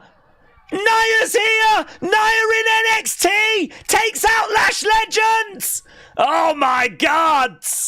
Are we going to do a Lash Legend Nia Jax feud? Holy shiz! Fallon has picked up the victory, but that's not the talking point. The talking point is that Nia Jax is in NXT and has very much made her presence felt. Look at that. It was a lovely kick that was by Lash. And then from behind, Nia Jax. So I can't remember. I mean, did Lash eliminate her at Evolution in the Battle Royal? Oh, God, she's going after her again in the ring. Dragging her over to the corner. Nia's going up. It's Annihilator time. Boom! Yeah, the bougie bully just got annihilated. She spills to the outside and Nia gives no flips. Let's go, mate. Let's go. Let's go. I'm down for that. Because the alternative is that we just do this continuing never-ending feud with Tiffany Stratton, and I'm over that. I don't need that anymore. Let's do something different. Yeah! Different.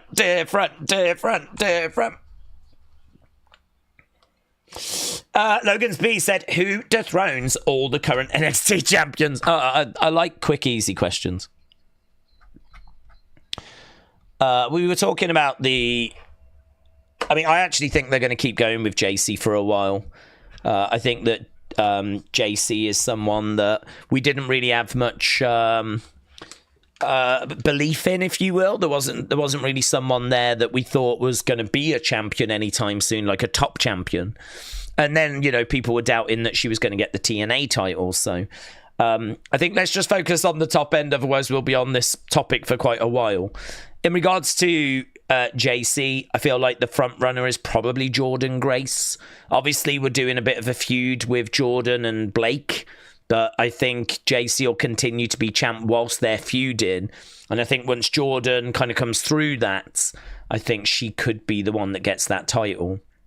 I mean, it might be an opportunity to pull the trigger on a Jaida Parker or pull the trigger on a Kalani Jordan, or Sol Ruka could lose the mid-card belt and take that step up. But I feel like the biggest star out of that group is Jordynne Grace. I would expect Jordynne Grace to get the women's championship at some point. So I'm thinking we go in that direction, but there's a few names that are in the running.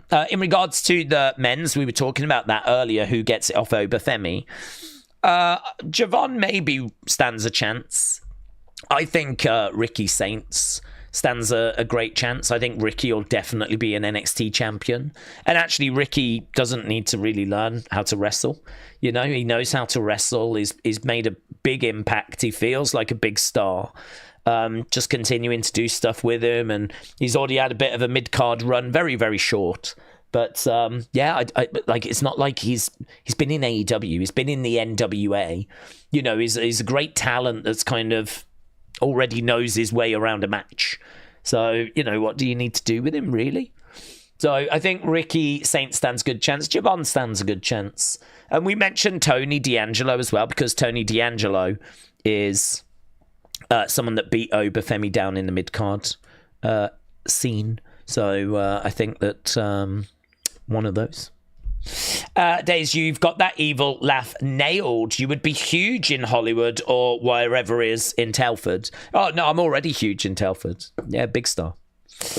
But then, to be honest, if you can walk in a straight line and remember your name, you're a big star in Telford. Kyle said, Daze, do you think that SummerSlam has the potential to be one of the greatest? Yeah,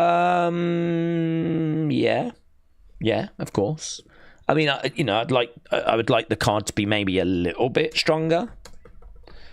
I think there's a few matches that I would tweak if we were going to talk about it being one of the greatest. But yeah, I mean, look, that main event's a great main event of Cody Cena rematch. And there's plenty of matches on there that look like they're going to cook.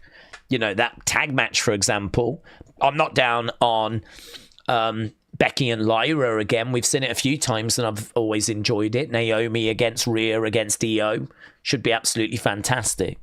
The one thing that you can't really escape, though, is if I was to just cherry pick the matches I'm most excited for and put them onto one card, that would be sick. Imagine a 3-hour single-day SummerSlam and you just pick out like the Gunther Punk, Cody Cena, Naomi, Rhea, and Io.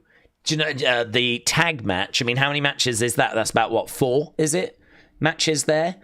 Probably need to add another couple, 2-3 matches, 3-hour show with that as the card.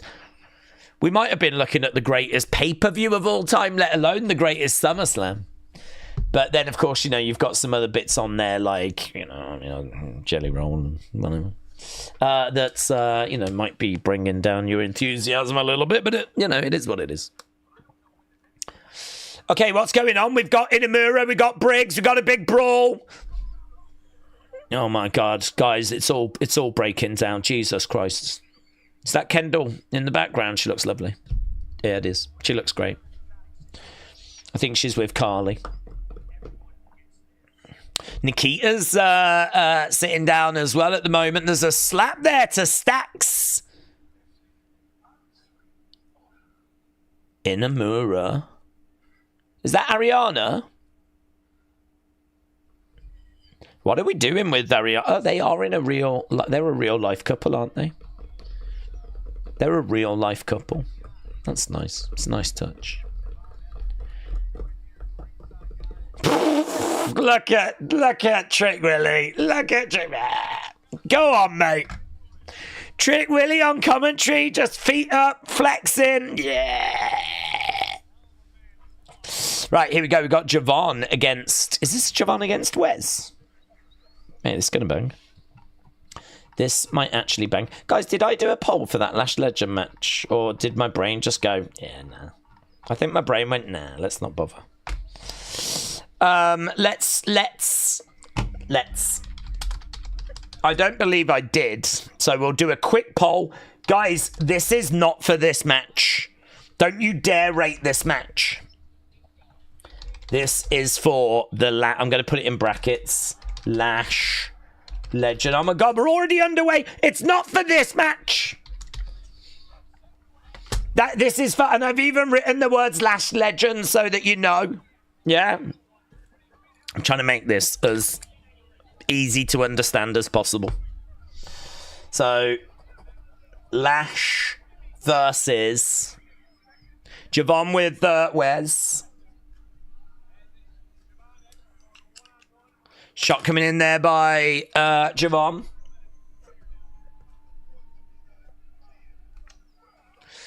Wes over in the corner. Noel said, do we think the Usos will reunite? I think so. Yes, no, I don't think they'll stay solo forever. I think they will find a way of reuniting in the future. Oh, lovely. Springboard crossbody there by Javon. Javon versus Wes. Let's go, kings and queens. Let's go.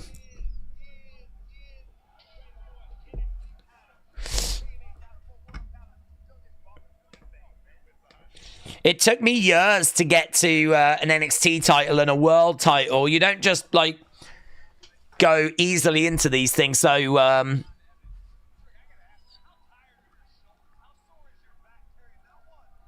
how tired are your shoulders? How sore is your back carrying not one, but 2 promotions? Here we go. Wes rolls over. Javon down. Oh. Daze could mean more main roster people go into NXT if there's a draft. Could NXT want main roster if some get called up? Well, I mean, you wouldn't really draft people down to NXT unless they're kind of in a bit of trouble. There's not a long list of people that have been drafted down and then found their way going back, you know?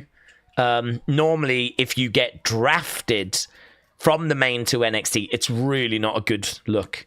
You know, I'm thinking of like Baron Corbin, I'm thinking of Dana Brooke, I'm thinking of Mustafa Ali, you know, I'm thinking of Cedric Alexander, I'm thinking of people that got moved back. Finn Balor went back, and I don't really know why, to be honest. I don't think it's ever really been revealed why he went back in like 2019 and was there right for a bit. He found his way back to the main roster, but to be honest with you, it'd be concerning. I'd be concerned. Nia is, I think, just here to do a little program. They haven't got anything for her on the main roster right now, so she's down here to do a little summit with Lash Legend. She'll go back up once this program's over. I don't think she's not drafted. So, yeah, I don't know. When it comes to, and really, when you go up to the main roster, it's kind of like you should have everything sorted by that point. It's a little bit like, you know, they say that being in college or university or high school are the best years of your life because, you know, it's kind of carefree, really. Do you know what I mean? Like, you're learning and you've got no responsibilities and it's just a great time. You're preparing for your future, going out with your mates and all that stuff. I sort of feel like that's NXT. NXT is you preparing yourself for the main roster, working your character out, working with Sean, living in Florida, always going to the performance center, same place every single week kind of a situation. And I sort of feel like it's not the same as like traveling every week on the road, is it? Being on the main roster or having the responsibility that comes with being on Raw or SmackDown. So I sort of feel like these are the best years of their lives. And, you know, they should be like improving and working their characters out. Great work there by Wes. Straight over the top. And, they should really be working that out. So when you get called up to the main roster, you should have it worked out. So if you end up going back, it's just, I don't think it's good. It's not really a third brand NXT. It's developmental. But they are trying to make it good and competitive and, you know, feel like a third brand. So Will they have people drafted to NXT? Maybe one or two, but honestly, I would worry about those people. If you're getting drafted back to NXT, that sort of means like your main roster run was busted, wasn't it? It didn't work. Creatively, they've got nothing for you. They're putting you back with the developmental talent. Daze, what would a young Shawn Michaels look like in LFG? If you go back and look at AWA, you'll be able to see what a young Shawn Michaels looked like. He would look like that. Because that is what a young Shawn Michaels looked like. Only pretend he's not in AWA and actually mentally pretend he's in LFG. You're welcome. Robbie said, I want to see the TNA coalition against outsiders. Hardys, Slater, Macklin tonight, or the system. Maybe they help Santino if there is a post-match beatdown. Oh yeah, we still got that Santino match. So we're underway with Javon and Wes. Let me end this poll because I don't want you getting confused. This isn't for this match. Here we go. We've got 68. We've got 23. We've got 3 and 3. Okay, so every match so far tonight has been a good 96, good 98, good 97. Right now we've got Javon on the shoulders of Wes. Oh, plants him down. Harbour Binger said, with the depth of the women's division, what can WWE do on the main roster to accommodate them? So much talent, but there's only so much time. Well, that is the challenge, isn't it? So, you know, I think what we're seeing is I feel like the women are getting more TV time on the shows. That's obviously going to mean less time for the guys. And so you may actually see the next round of cuts, you might see a disproportionate amount of guys being released as we try to accommodate more room for the women. And, you know, I mean, I just on WWE Unreal saw Triple H commenting about how the women are, you know, killing it at the moment, and he's really impressed with their work.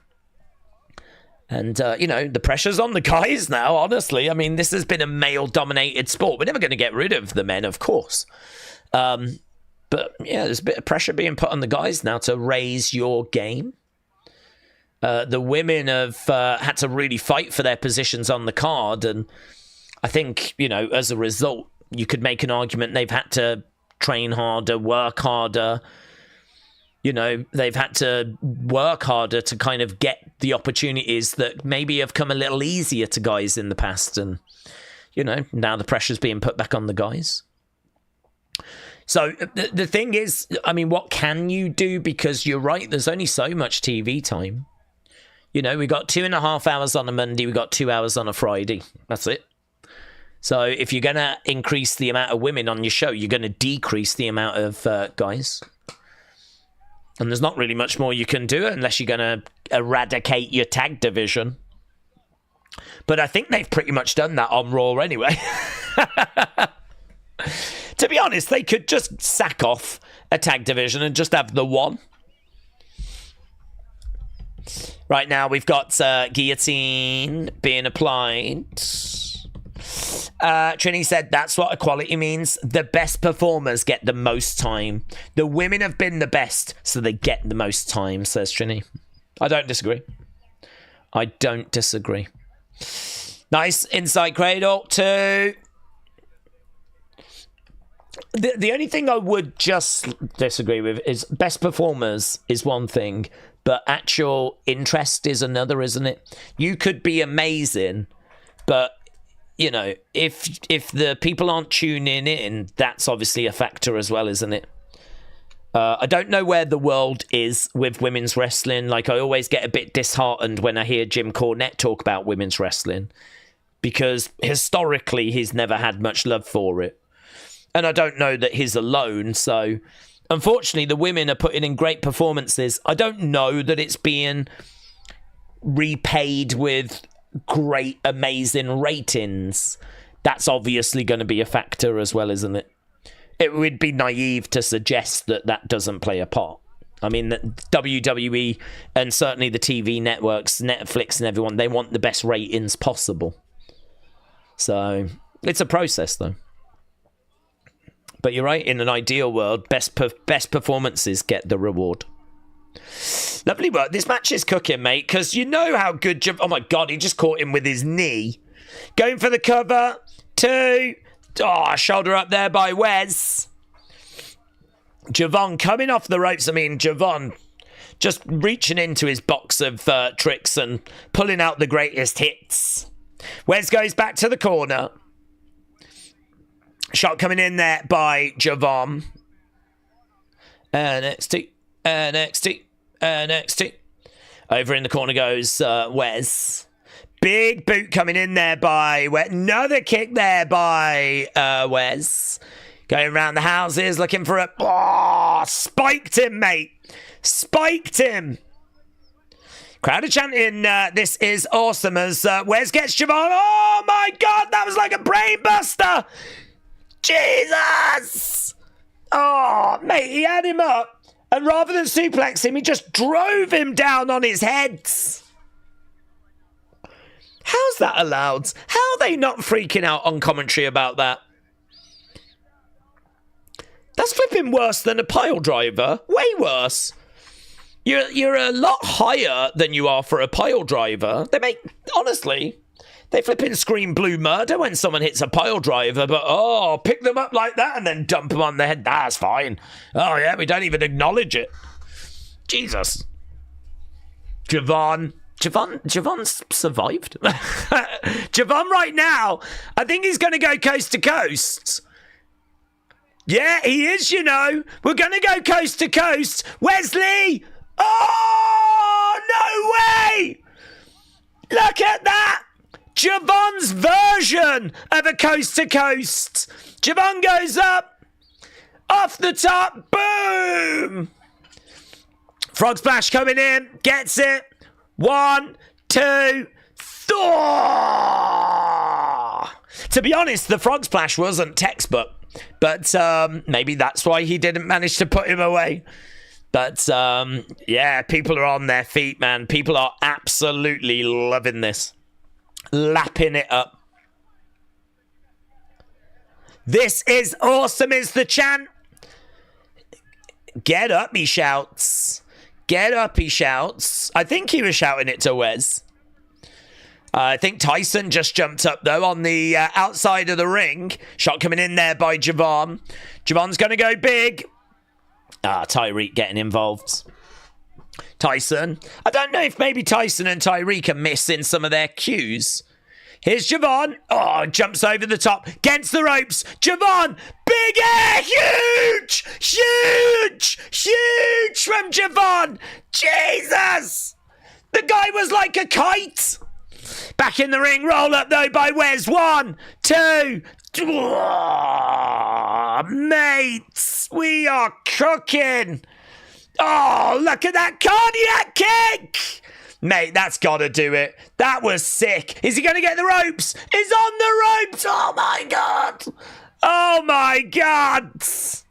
Look at the action. I think that was actually Wes's fault, because the way that he pinned him, I think he was a little bit too eager with it, and I think he might have actually ended up putting Javon's foot on the rope. But a roll up there to... Yeah, surely this amazing match can't end that way. Oh, but it can end that way. Oh my God. Going over and then... Oh my God. One day,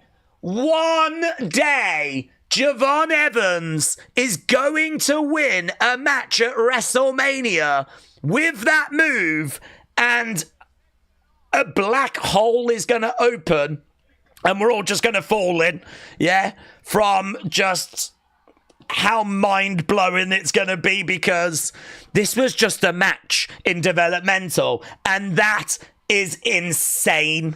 That is insane. Look at him staring at this guy. Don't miss. He don't miss. He ain't missing. I can't see any misses. Flipping, he just delivers that, and then he stares down the camera lens as he's getting the pin. Oh, my God. Ah, mate, the game changed. He's changed the game. He's completely changed the game. We were playing checkers before. It's 4D chess now. That's what Javon plays. 4D chess.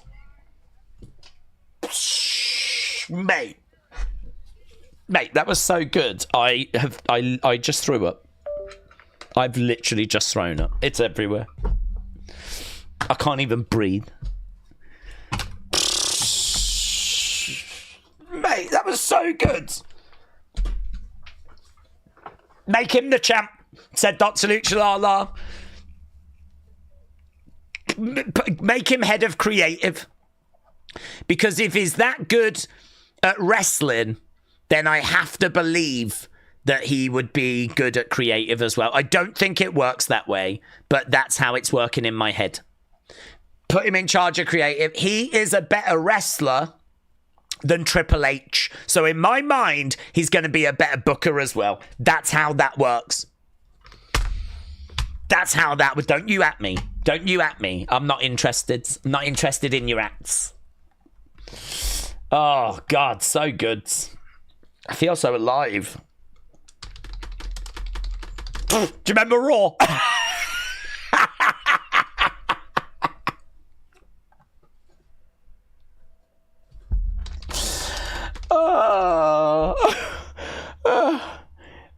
Sorry. Oh, God.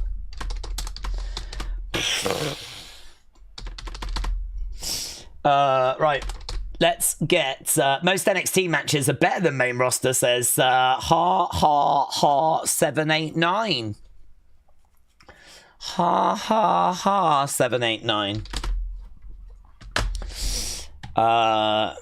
Most are. Right. Get in your thoughts. What did you think about that match? Did you think it was bad? Did you think it was okay? Did you think it was flipping amazing and now your nipples are tingling? Yeah? Those are the only options available, by the way. It's either bad, okay, or nipple tinglers. I know which one I'm voting. Days, just when I couldn't love Chloe Kelly anymore as a player, she dropped an F-bomb today at the trophy parade. Oh, did she? Oh, I bet she did that for you. I bet that was a tribute to you. That's basically a shout out for you, isn't it? Well, there we go. I didn't get a chance to see the parade. I heard it was very well attended, though, so... Oh, mate, Javon... Oh, God. Javon Evans Cooks. Just... I don't even know what else to write. I'm just going to write Javon Evans Cooks. But if people click on it thinking that it's like a cooking video... Well, to be honest, they'll see something better, won't they? If they click on it and go, oh, I like cooking, and I don't know who this Javon Evans is, I can only imagine they'll watch it and then they'll become wrestling fans for life. So in many ways, I'm doing incredible work. I am doing incredible work. I am creating new wrestling fans. Right, where are we? How long we got? We've only got... Oh, no, we've only got 20 minutes. Oh, God. What am I going to do when it ends? What? Wait a week. What? I have to watch SummerSlam. Javon Evans isn't on SummerSlam. My life is going to be so empty until next Tuesday. Finn Balor is in NXT in order to beat AEW in the ratings. Oh, was that what it was? Is that why they did it? It was like to stick it to AEW. Days oiling up in 4K. Well, you know, can't rule it out. Taker said, Days, have you watched Happy Gilmore 2? No, I have not. I enjoy Happy Gilmore, but to be honest, it's not a film that I've gone back to like loads of times. I can't like endlessly quote it. I enjoy it. But isn't this like straight to streaming? Isn't this straight to streaming? That makes me think it might be rubbish. Because is it straight to streaming? I'll search. Happy Gilmore 2. I'm having a look. It's on Netflix right now. Okay, guys, you might be new to films, but I know films really well. And normally if they go straight onto like a streaming platform and they don't go in the cinema, it means they're rubbish. It means that they weren't good enough to go in the cinema. So it's probably not very good, to be honest. So if you was thinking of watching it, don't. Watch Little Women instead. Yeah. Watch a classic. Yeah. Watch Schindler's List. Yeah. Santino is a better wrestler than Javon, says no one. I mean, ZDS Dub. ZDS Dub, shout out to you. No, I'm only joking. I actually really like Santino. He made me smile. Eminem cameo, Jackass. There's an Eminem cameo in Jackass. Mate, that would be so good. They're like firing him off a catapult or something. Let's go. Right, we've got Miles.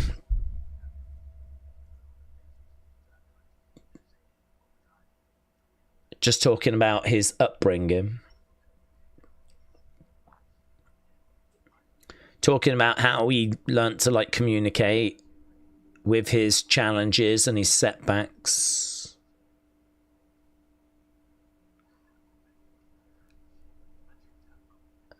I choose to have fun with this, says Miles. Yeah, it doesn't believe you. That's such a random story, isn't it? I don't even know what story we're trying to tell. Lexis King doesn't actually believe that Miles is deaf. Could you imagine if Miles had been pretending all along? Like, could you imagine? Okay, Ava. Stevie.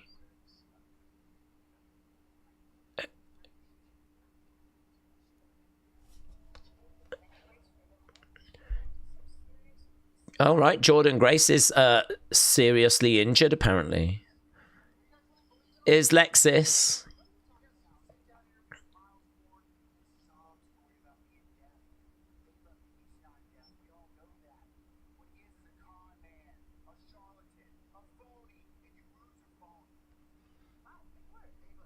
He's not deaf.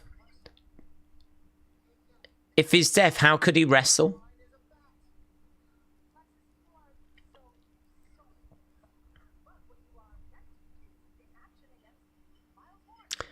He's going to be taking on Miles Bourne next week. It is pretty wild, isn't it? How we went from an incredible Javon Evans Wesley match to Lexis King going, you know that deaf guy? He's not really deaf. And go, I feel like one of these things is fine steak, and the other one is like a half-eaten, discarded cheeseburger in the gutter.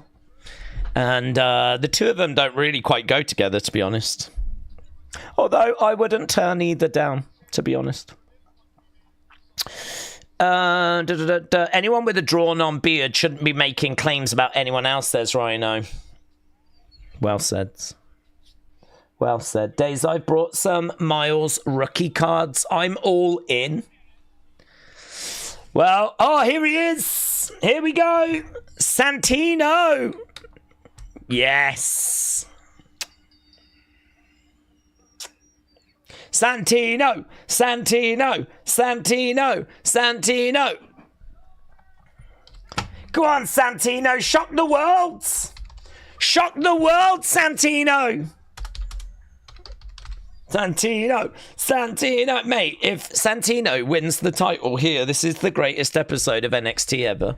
And parts of it haven't even been that good. But one part of it was incredible.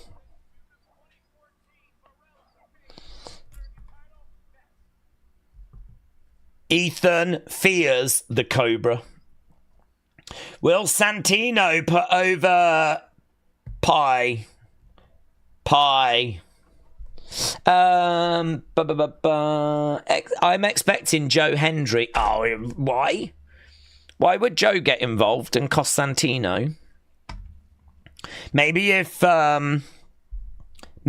Ethan is like attacking, maybe there's a DQ and he's beating up on Santino and then we need someone to make the save. Maybe it'll be something like that. I mean, it is true they have been showing Joe Hendry all night, so I suppose we do have to expect an appearance.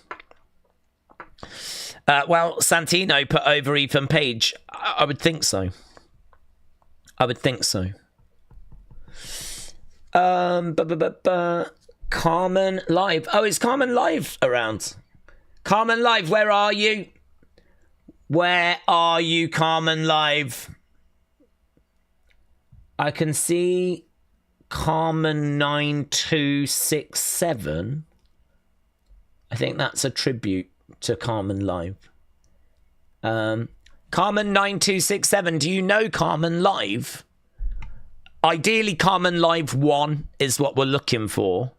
It did used to be Carmen Live 2, but I think one of them killed the other one. I'm not sure. There's a whole backstory that's quite confusing. And now we've got Carmen 9267. It's very confusing. Rhino Rob, shout out to you. Pig Actor said John Cena needs to sell a Cobra Strike before he retires. Pig Actor said John Cena also fears the Cobra. We all do, to be honest. We all do. Sleaze Boy. Have we got any numbers at the end? No, it is literally just Sleaze Boy. And Sleaze Boy, I'm on your channel and I have just dropped a subscribe. You're welcome. You are welcome.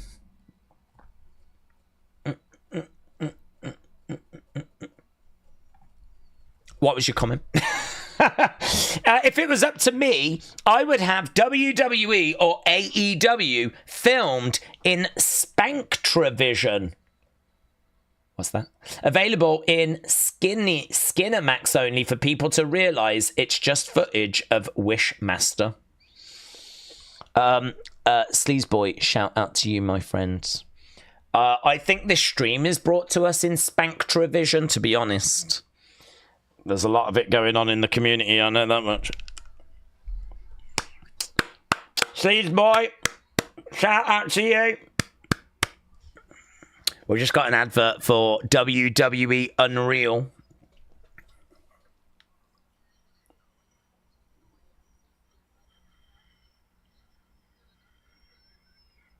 I just hope it was good enough for the fans, says Charlotte. It wasn't. They hated you. They hated you, Charlotte. We need Carmen Live for the Hall of Fame. Well, I think Carmen Live, would have gone in the Hall of Fame, but it feels like they've abandoned us now. It's actually Hall of Fame this week as well. It's a Hall of Fame this week.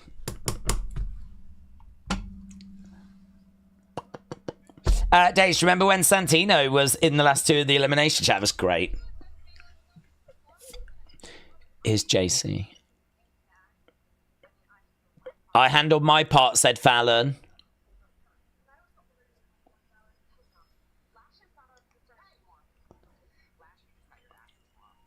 Here's Naya.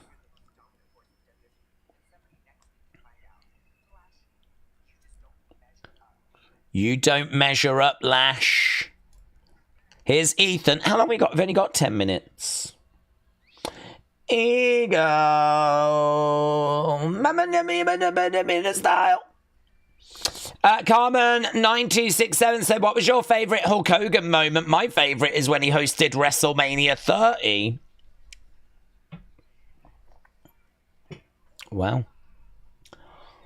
I wasn't expecting that, to be honest, Carmen. I wasn't expecting that. It's got to be him and Andre. I put that just above WrestleMania 30. Just above. So I've gone with WrestleMania 3, but him and Andre the Giant. I don't want to be in the Hall of Fame, says Carmen9267. Carmen9267. I don't think you'll be going in, but people don't know who you are. It's Carmen Live that we're talking about. I get the confusion. You both share the same first name, but it's Carmen Live that we're talking about. Nice person, actually. I really like Carmen Live. Used to talk a lot about AR. Do you remember? Used to talk a lot about ARW Pro. You might remember always talking about the Civic Center. And, yeah, would normally come in towards the end of the... You probably remember. And then we looked into it and we had Trog and, you know, all the people and everything. It was really good. Nice guy. Nice. Takedown there by Santino. Joe Hendry is going to cost Paige the match, said Joseph. Corey said WrestleMania 30 is when he called the Superdome the Silver Dome. I was there. Mob.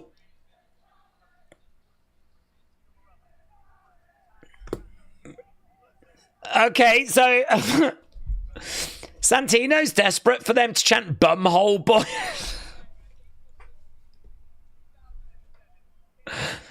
Roll through there by Santino. Santino up on his feet, flipping over.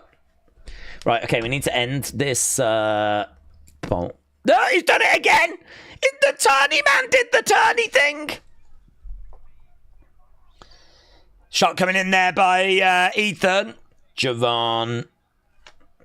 Boos are ringing out by this crowd. It's great to see Santino in a proper legit match here, isn't it? Lands on his feet. Oh, lovely. And again, going for some arm drags. 1, 2. No joy. No joy. Grabbing the legs, taking him down, going over. Santino. We're doing some work here. Santino showing that he knows how to work. Oh. Santino Marella goes down. Ethan getting back in control. Santino. Santino. Santino. Santino. Another kick coming in.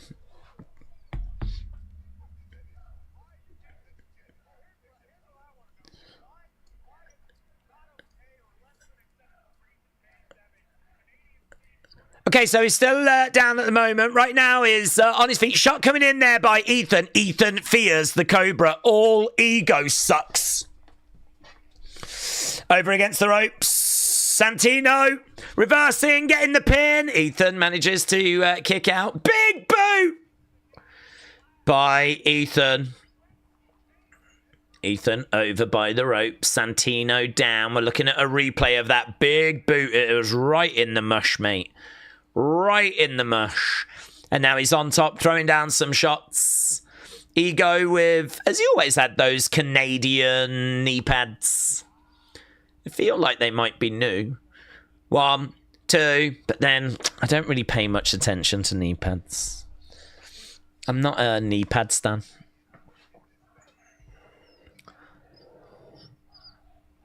Right. Daze is a Hendry stan, says no one. I mean, A.B. Jobson. Santino wrestling in 2025 is awesome. No. Right now, we're keeping Santino grounded.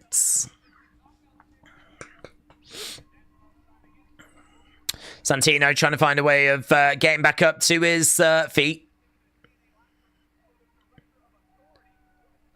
Elbow coming in there by Santino. Shot to the midsection. Another shot coming in there by Santino. And again, and he's driving Ethan Page back. Grabs Ethan. Reverse. Santino into the corner. Ethan charges in. Collides in the corner. Santino picks him up. Santino, airplane, airplane spin, airplane spin. Ooh, dumps him down. Stumbles back. He collapses down. Both guys are down. Santino trying to find a way of getting back up to his feet. Did anyone else see the Joe Hendry glitch, said Defcon Prime? No, but no.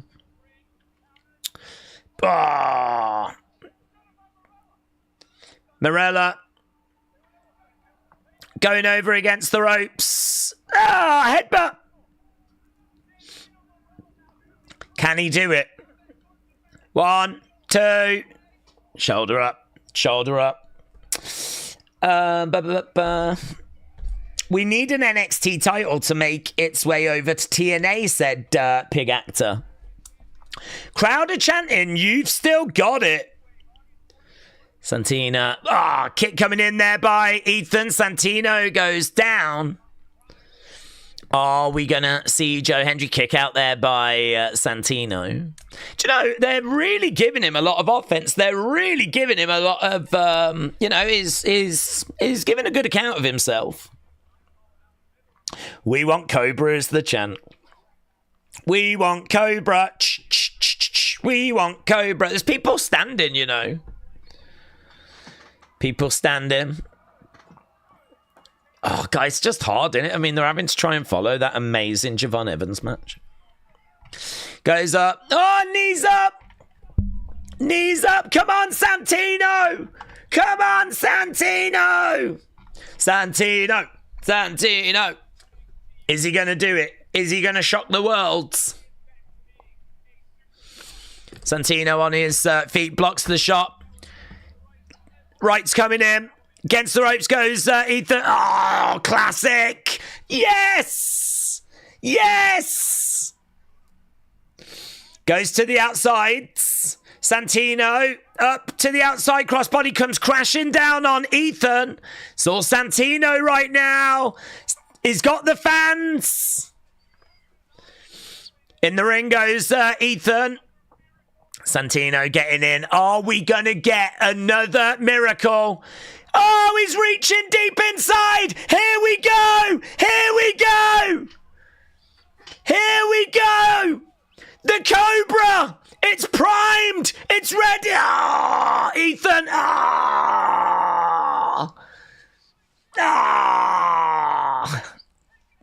Oh, my God. This is the most disappointing moment in wrestling history. We were so close to getting the Cobra, and if he had connected with that, it would have been new champ. There's no doubt in my mind it would have been new champion, but it's not to be. We're not allowed to have nice things. There we go. We've got the credits on screen as Ethan jumps out the ring. Holds up that North American Championship. And we cut to Tony looking around, and he has no family.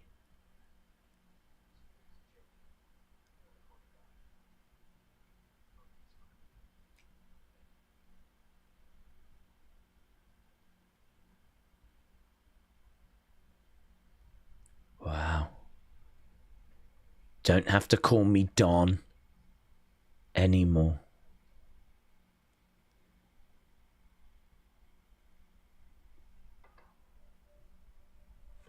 Well, someone just entered the room, and I think they were pretty big.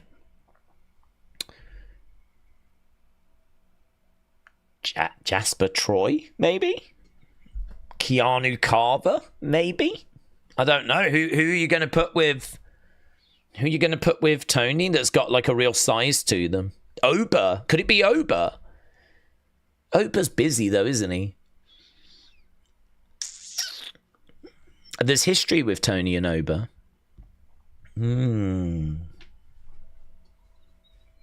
Interesting. I don't think it's Javon. I don't think it's Javon.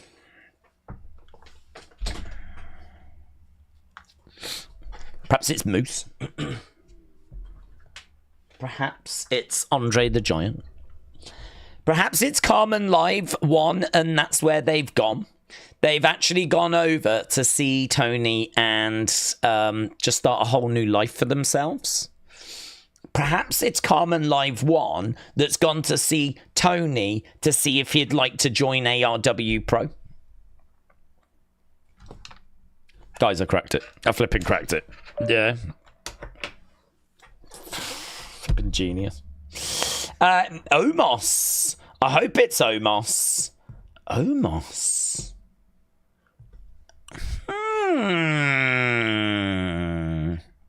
Omos. I heard they wanted to make him special, make him a bit of an attraction. I don't know that they would put him with Tony.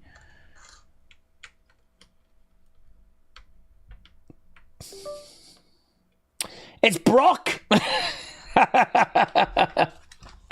It's Brock Lesnar. Yeah, confirmed. That is Brock Lesnar. I recognise that shadow anywhere. It's definitely Omos, said Eric. It's Vince. Eventually, you'll all be Homo sapiens.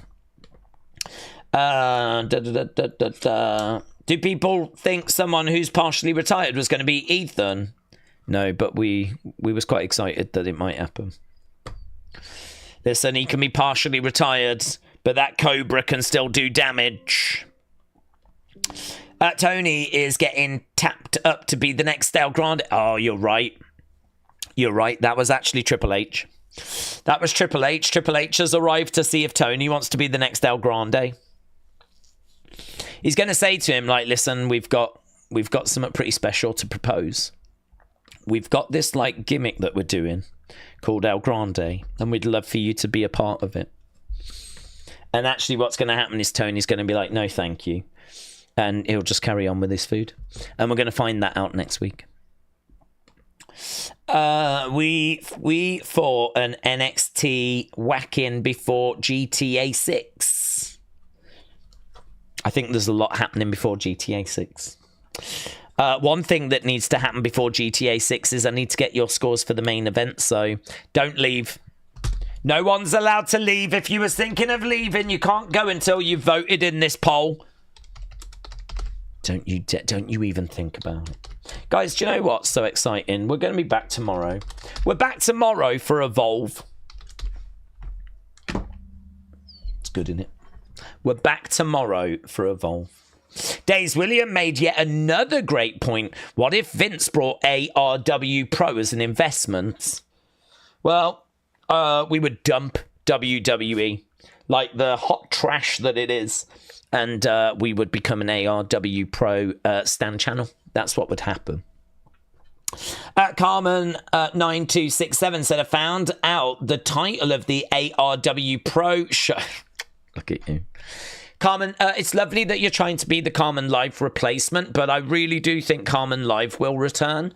So you can do that, but I just want you to know that once Carmen Live comes back, I'm going to need you to not do it anymore, because that's kind of Carmen Live's thing. Yeah.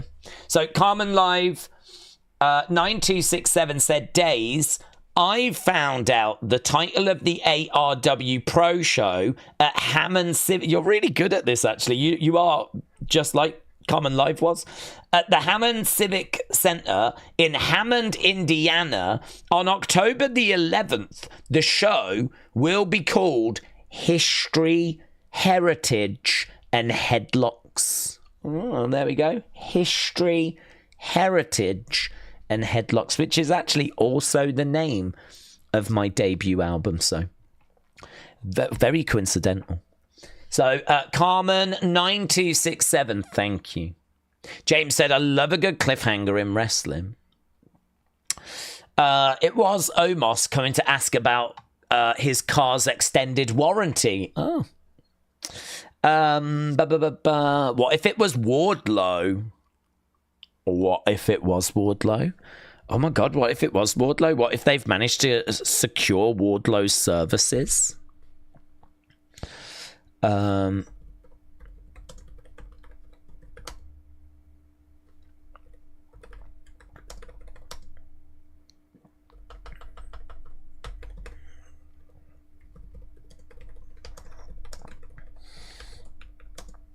Right, Days Knots. NXT is coming to Philadelphia in 3 weeks. Oh, are you going? Have a great time if you do. History, Headlocks, and Heritage, the album, says David. Yeah, it's gonna be an absolute banger, honestly. What has Fat Omos got to do with it, says Brian. Is he fat? Is he fat? He's tall. Is he fat? If you're that tall, how fat do you need to be classed as fat? Do you know what I mean? I sort of feel like if you're that tall, you can probably carry a bit of weight, can't you? I wouldn't class him as fat. I wouldn't say he was fat. But, you know, obviously there's probably quite a bit of fat on him because he's really tall. So, but, you know, if I had the amount of fat that he has, then I think you lot would call me fat. But I'm not 10 feet tall. So, do you know what I mean? Do you know what I mean? It's probably in proportion. Days, you should check out SGW Sperm Wars. Oh my God. Yes. Let's go. I will. Is that on the hub? Or do I have to go somewhere else for that? Whatever happened to Dais's favourite moment of 19,997? You left it on Park, says Ben. No, I did a member stream, but where I did the full 20,000 countdown. So just another little perk for members. He's tall, but he's not fat, said Bishop. We do need another Yokozuna type guy around, said Davids. Austin said, I'm 7 foot and I weigh 120 pounds. Wow. James said, I'm 6'4" and very fat. Are you 6'4", James? Are you really 6'4"? Are you 6'4"? That's tall. If that's true, that's I class 6'4" as being quite tall. Certainly taller than me. I heard rumours you're the reason for the Oasis breakup. Yeah. They both fancied a bit of my hot ass. And there's not enough to go around, to be honest. So as a result, there was a big falling out back in 2009. And unfortunately, I've aged terribly. So neither are interested anymore. And that's what led to the reunion. So a lot of people don't know that story. A lot of people don't know that story, but I swear it's gospel. Yeah, that is exactly how it went down. Right, not my ass. The story. Right, here we go. Let's get this main event score and let's get out of here. Boom, boom, boom, boom. 3, 9, 31, 55. How tall are you, said Bishop. I actually know exactly how tall I am. I am 73 yellow pages. Yeah. You're welcome. Yeah. I don't like to reveal personal information, to be honest. But 73 yellow pages stacked on top of each other. So, boom. Ben said, I'm 6'5". Wow, you're taller than James. Okay, we're done. I'm going to leave now. Why yellow, said Alan. Because they were yellow. They just were yellow. Because otherwise they'd get confused with other books, wouldn't they? They'd just get confused. They needed to be yellow so that you knew they were the yellow pages. You can't call something yellow pages and not have yellow pages. What were they meant to do? Make them blue? Come on! Come on! Alan, come on! They were called the Yellow Pages. Thank you. Anyway, really appreciate the support. Hope you had a lovely time. And we're back again tomorrow where we'll be watching Evolve. So, yeah, get your thoughts in for NXT. Because I'm going to do that video as well. I'm going to start working on Unseen. So thanks for watching. Bye for now.